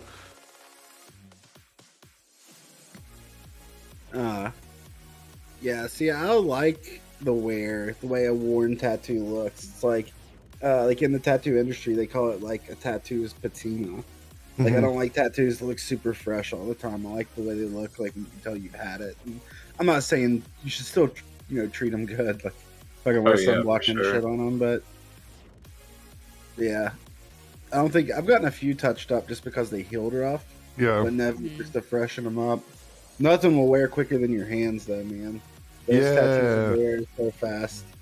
Like, if I showed you a picture of this, like, wolf when it was, like, first done, it's, like, so blue, and it's crazy how much it fades. Yeah, I was really strongly considering getting some tattoos on my hands, and my artist said, well, do other stuff first. He's like, make that something you do later on, because it's not going to last long, and, you know, it's going to wear, basically, like what you're saying. He's like, so just, you know, if you have other, like, places you want to get tattoos, do those first. I know people who, like, their first tattoos were, like, their hands and their neck. Oh, and man. then the tattoo industry is called a Warped Tour sleeve. The reason why they called it that is because it looks like you got fully covered tattoos if you're wearing a hoodie at Warped Tour. Oh my god. True. I've seen a tattoo. It was a palm tattoo, which awful. I imagine it would hurt to get, but Also it was fades. it was two circles that the guy got. That was a teaspoon and a tablespoon for just quick measuring herbs. But I kind of like the idea of that because it's functional for one, and it's, you know, it is highly visible, but it's not like who's really looking at your palms all the time, you know? Right. Versus like tattoos that are on, you know, like the back of the hand or the knuckles or the fingers. No one's really going to be looking at your palm. Nobody might not even notice it. You know. Mm-hmm. True. I don't have any issue with visible tattoos or anything like that, but you know, if somebody has that sort of inclination to hide their tattoos, something like that, I feel like would be an issue. You know, on the inside of your hand. Oh yeah, for sure. You know, you go to shake somebody's hand, they're gonna see it. You know. I've always been like, my only thing with me for tattoos is I don't want to get my face tattooed. Like, that's the only thing that I'm kind of like, I won't go there. I won't do that. Yeah, it's like far too easy to lose a job with a face tattoo. Or it's far too easy. It's like too hard to get a job with a face tattoo. Yeah, there's still a lot of stigma around it, which sucks. Yeah, not only that, but like, not only like the losing a job thing, but like just like random people will look at you and just like prejudge you just based on that alone. Mm-hmm. Exactly. Yeah, and I personally, I don't really like the way it looks either. That's just me. I've never seen like face tattoos where I was like, oh, that looks really good. You know, usually it just don't look great. You know, it's kind of like, you know. Yeah. Yeah. Some people can rock them, but I think that's rare. Like Tyson looks kind of sick with his. I actually don't mind his. His looks actually pretty good. Yeah. But I mean, a lot of the times too is like if it has some sort of like a cultural meaning or a personal meaning, like, you know, if it's like one of these kind of story kind of tattoos, if it's a marker for something, I don't really have any kind of issue like that if you mean it. But like it was something that when I was coming up, it was something that stuck with me. You got tattoos on your face, but you ain't killed nobody. And it's, right. You know, that's always something for me. It's like if you're getting tattoos on your face, like you better be about it, because other than that, like you're just playing around. It's just a game. Yeah, like Tyson's tattoo has like some kind of, if I remember right, his is like a tribal thing. If I remember right, I can't remember the exact story behind it, but his like it derives from some sort of tribe. Oh wow, I didn't know that. I just thought it looked mean as fuck. You know? It's like you get a lot of like what is it? I'm mad I can't remember it. The tribe in New Zealand, Samoa, but like with the face tattoos. Oh, the yeah. Yeah, and it's like with stuff like that, it's usually a story that's going on with it. Like they look similar, but they're all different. It all, you know, each little bit means something. So, you know, I like stuff like that. But okay, I just found out that Mike Tyson has like a Chairman Mao tattoo. Really? What? Oh yeah, like on his arm. Yeah, he has a Chairman Mao tattoo on his right arm. Yeah. Is he really? That's fucking funny, dude. He does. Wild. And he also it doesn't look bad either. He has one of Che Guevara on his abs. Which is... Oh yeah, I just looked it up. Mike Tyson's face tattoo actually means warrior status. Like it's similar to like the face tattoos that those old tribes in New Zealand had. Just what I needed. Maori, yeah. Yeah, that shit's fucking crazy. Hey, so dudes like fucking Ancom looks like, let's go. Fucking hey, Mike Tyson. Yeah. Wow. I had no idea. That's funny. I fucking love it, man. That's fucking hilarious. Oh yeah. Like he said like while he was in prison, serving time for sexual assault, the fearsome puncher is. This is the U.S. Sun. This is the Sun, so like take it for what it's worth. Mm-hmm. But he wanted to feel less shallow and is also said to keep a collection of Chairman Mao's writings. Wow. Mike Tyson's like a legit Maoist. Thank you. That's awesome. A crossover Appreciate I never you. thought was possible. Like that is a weird. This is the weirdest timeline to be in. I love it, man. Like we got a true fighter in the Ancom ranks. If you're Ancom, anyways, at least in the leftist, you know. That's a fucking like, trip. That'd be no. It would be like if Stephen King got like a face tattoo of like, or like he got a tattoo of like Nestor Machman, like, or like what was his name? Peter Kropotkin. That'd be the weirdest timeline ever. Like, it's just like two things you would never expect to clash. Conor McGregor's next fight, he comes out with a neck tattoo of Mark's. Exactly. Right here, right in the middle. I mean, I'm sure he's probably. Okay. I mean, I was gonna make an IRA joke, but.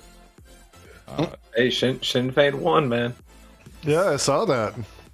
Yeah. That's going to be pretty interesting. It's sure going to be something. Oh yeah. It could definitely spark up a conflict again. Mm-hmm. Which is what I heard some people are worried about. I don't want to go too far. We'll get some, but we'll get some good songs out of it at least. Yeah, there you go. So my partner just dropped me a bottle of Snoop Dogg Cali Red. Fucking love this shit. It's so good. Like, I'm actually kind of this is one of the few wines that I'll drink on a consistent basis, and I fucking love the hell out of it. Have you tried E40's rosé yet? I have not. Is it good? No, I haven't tried it. Oh, you haven't tried it? It's only in California. He only sells it in California or on the West Coast. I'll look for it. I know Snoop Dogg has a rosé too, and I haven't tried that one either. Nah, fuck now, base Peter Kropotkin. Oh well, we found the sign is clearly an ANCOM here. Oh yeah. Yeah. He claims he's a market socialist, but he's really an ANCOM. Don't let him fool you. I mean, I'm in that same corner as well for the most part. Like, I was gonna say something. What was I gonna say before this? What were we talking about earlier? I don't know, but I'm making my chat listen to Red Wine by UB40 right now. Oh shit! I remember. Wine. I remember. Yeah. Yeah. When it comes to wine, I have like zero taste. I'm just gonna be honest. Like, I have zero taste. Like, it all tastes the same. Yeah, it just tastes the same to me. I'm that same way. To be honest, I'm not really big on wine. To be honest with you. So I started drinking wine because I found out I have to be very careful about how much beer I drink because I have an allergy to brewer's yeast. So I got into wine as a result of that because if I drink too many beers, I get really bad headaches the next day. Like, not just hangovers, but like it's like straight up migraine status. So I started getting into wines. That's why though. But no, I've always been, before that it was beer, like all sorts of different types of beer. I still love beer. I just can't drink as much as I used to. Yeah. Yeah, I fuck with both wine and beer. With beers, I'm more of like a stout person in the winter, and then in the summer, I just want like. I'm actually a big fan of sour ales. I like sour beers. Really. Sours are good. I like some sours. Yeah, I like sour beers. And then like for drinks like liquor, this is gonna be like very stereotypical. Like, this is gonna be very stereotypically Indian, but whiskey's probably my go-to. Whiskey and rum are probably my go-to. That's just the Indian talking to me. I can drink some whiskey. I'm not super big on whiskey. It's like a hit or miss with me. If I'm gonna drink a smoky taste that I really like. I don't know why. I make whiskey for a living. I love whiskey. Yeah, whiskey's the best. Like the one liquor I hate the most, weirdly enough, is vodka. Yeah, I fucking hate vodka. Rubbing alcohol. Exactly. It literally tastes like rubbing alcohol. But Tito's is delicious. Tito's is good, but like the whole idea of vodka is for it to be as tasteless as possible. So it's like just distilled like 6 to 10 times. Oh, all of it's bad. I go for gin if I'm gonna go with clear liquor. Yeah, I'm a tequila guy. Tequila is like I fucking love tequila. I fuck with tequila. I've been preaching this for a while now. Rum is the most underrated spirit, and like people always tend to go for like shitty rum instead of like good rum, even though really good rum is not that expensive. Like, get you some like Diplomatica or something like that. It's so good. I have to get some Old Funk, honestly. Also, what happened to hyphy music? We started listening to E40 after UB40 to compare the two, and it was making me miss hyphy music. What happened to it? Blame gentrification in the Bay Area. Yeah. Fucking A, man. I was gonna say, in this economy, in this mood, can you really make hyphy music like we used to? Hyphy music is all sad now. They all turned into emo rappers and shit. Little B, actually, that can be a whole dissertation on the music scene of rap in the Bay. It we is did get emo math rap. rock, so I'm feeling better with that. You know, I'm getting some amazing things out of sad people in the Midwest. I just like hyphy music left with Mac Dre. Yeah, true. I did some work with some of the affiliates of like some of the guys that were on Hieroglyphics record label. And I really like those guys a lot. I think their music is fucking just amazing. I'm a huge Del the Funky Homo Sapien fan. I love that dude. His music is fucking just banger shit. And it's like underground. If you know about him, you know about him. But there's so many people that don't, or that know because of the Gorillaz song. You know what I mean?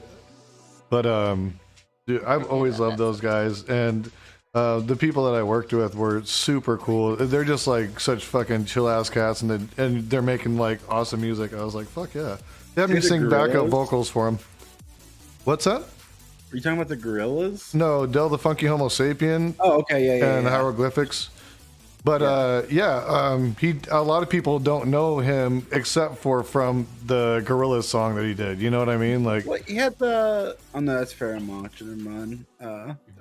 Yeah, the If You Must song was really big, like back in the early 90s. That was like the fucking banger that like instantly I always go to. It's also Ice Cube's cousin. Yeah, he is. Yeah. He is. I didn't know that the singer of the Gorillaz is the same dude that was the singer for Blur. Damien Albarn. Yes. Yeah, he's dope. Very talented. I love that. You know, you can't, now that you say that, it's like you can't unhear that. Oh, you know what I can't unhear? That in the song Clint Eastwood, Gorillaz, the singer sounds just like Stewie Griffin. Oh, shit.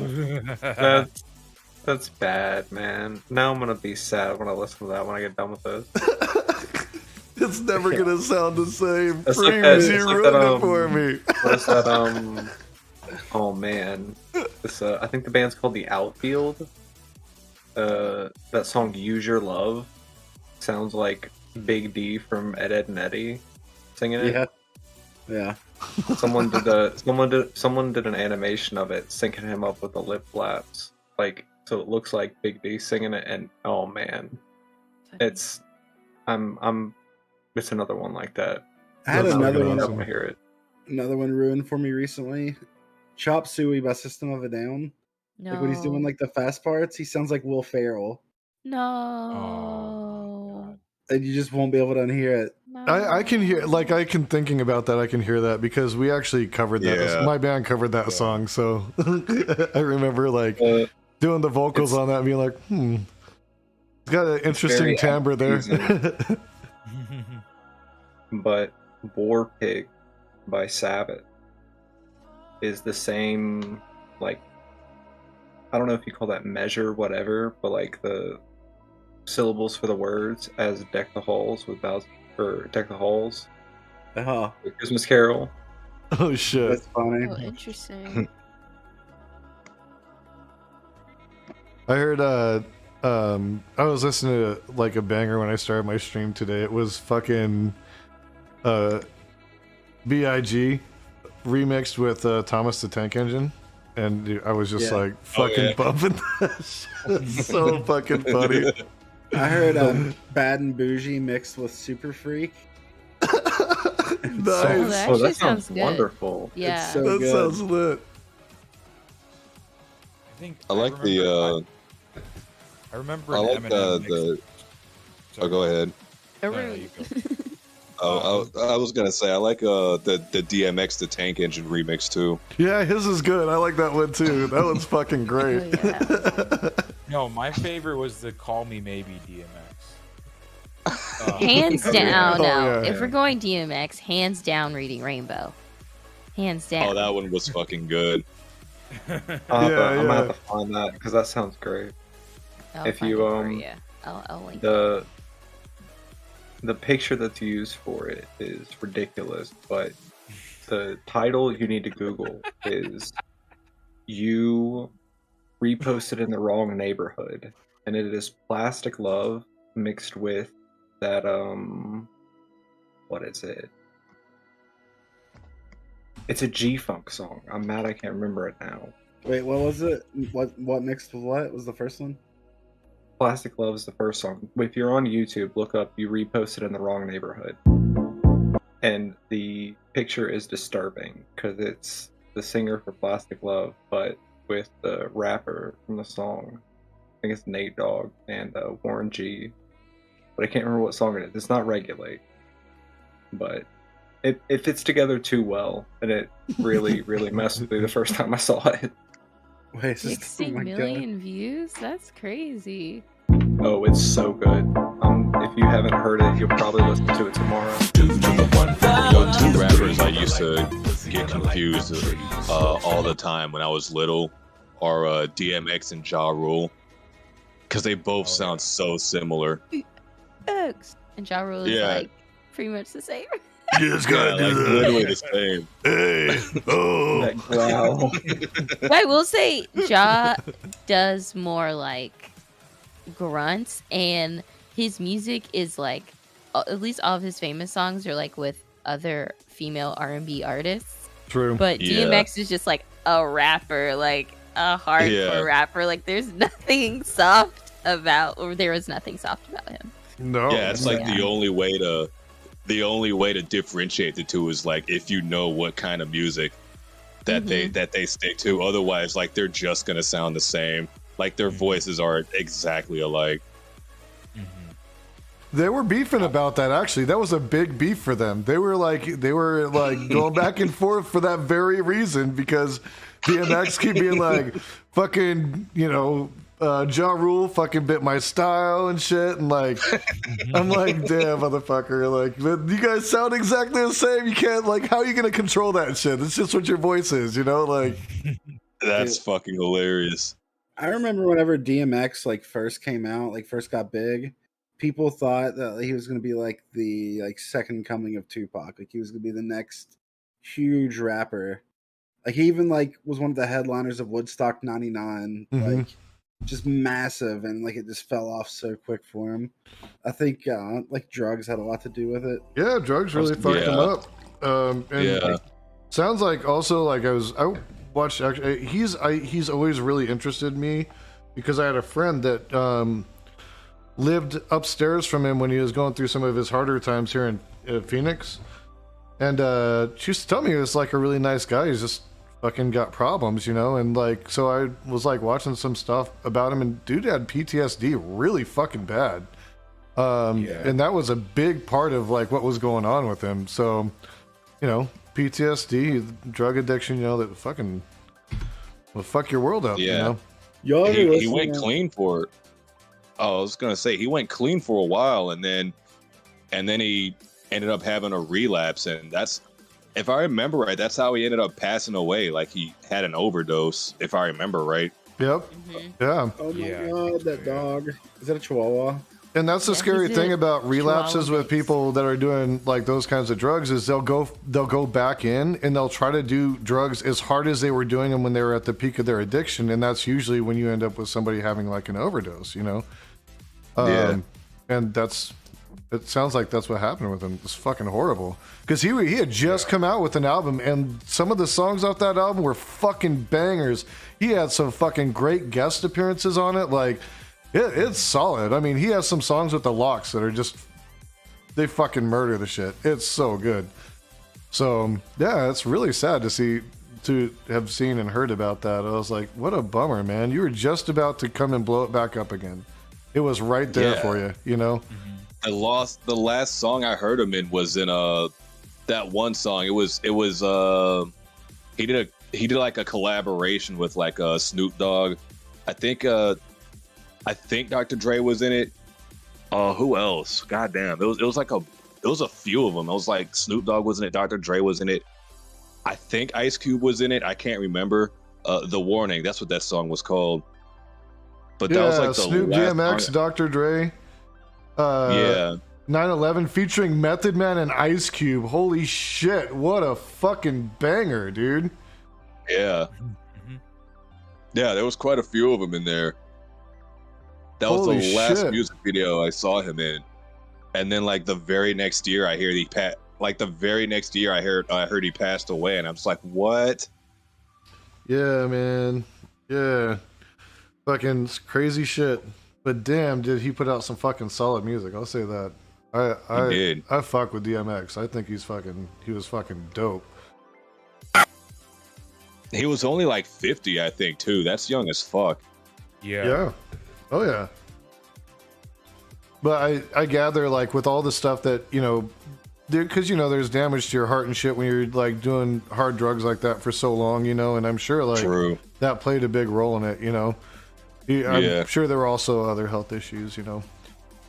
Yeah. Fucking A, though. So, hey, we've gone a little bit over our 2 hours. Everybody's welcome to stay, but I always like to give everybody the opportunity. If they need to do other things, they can bow out. Otherwise, we'll continue the conversation. Or if somebody needs to hop off, you can just shout yourself out, and you're welcome to go that route. Otherwise, we'll just keep going. I do think I'm going to roll out, but yeah, twitch.tv/Freemz. Thanks for having me on. Absolutely. And we'll see you again next week, too. Next week. It's going to be a fun time. I'll try. I was about to say I'll try not to get so stoned next time, but no, I probably should come just as stoned. Yeah, it works out perfect. Yeah. But, Yeah. It was nice meeting you all. I had a really good time. Yeah, it was nice meeting you as well. For sure. Yeah. All right, And if anyone of you guys ever want to have like a conversation, like political or whatever, feel free to hit me up on Discord and we can then chat it up. Fuck yeah. Yeah, for sure. Later, y'all. Take it easy. Take it easy. And I wake up pretty early for work and stuff, so I'm probably gonna head out too.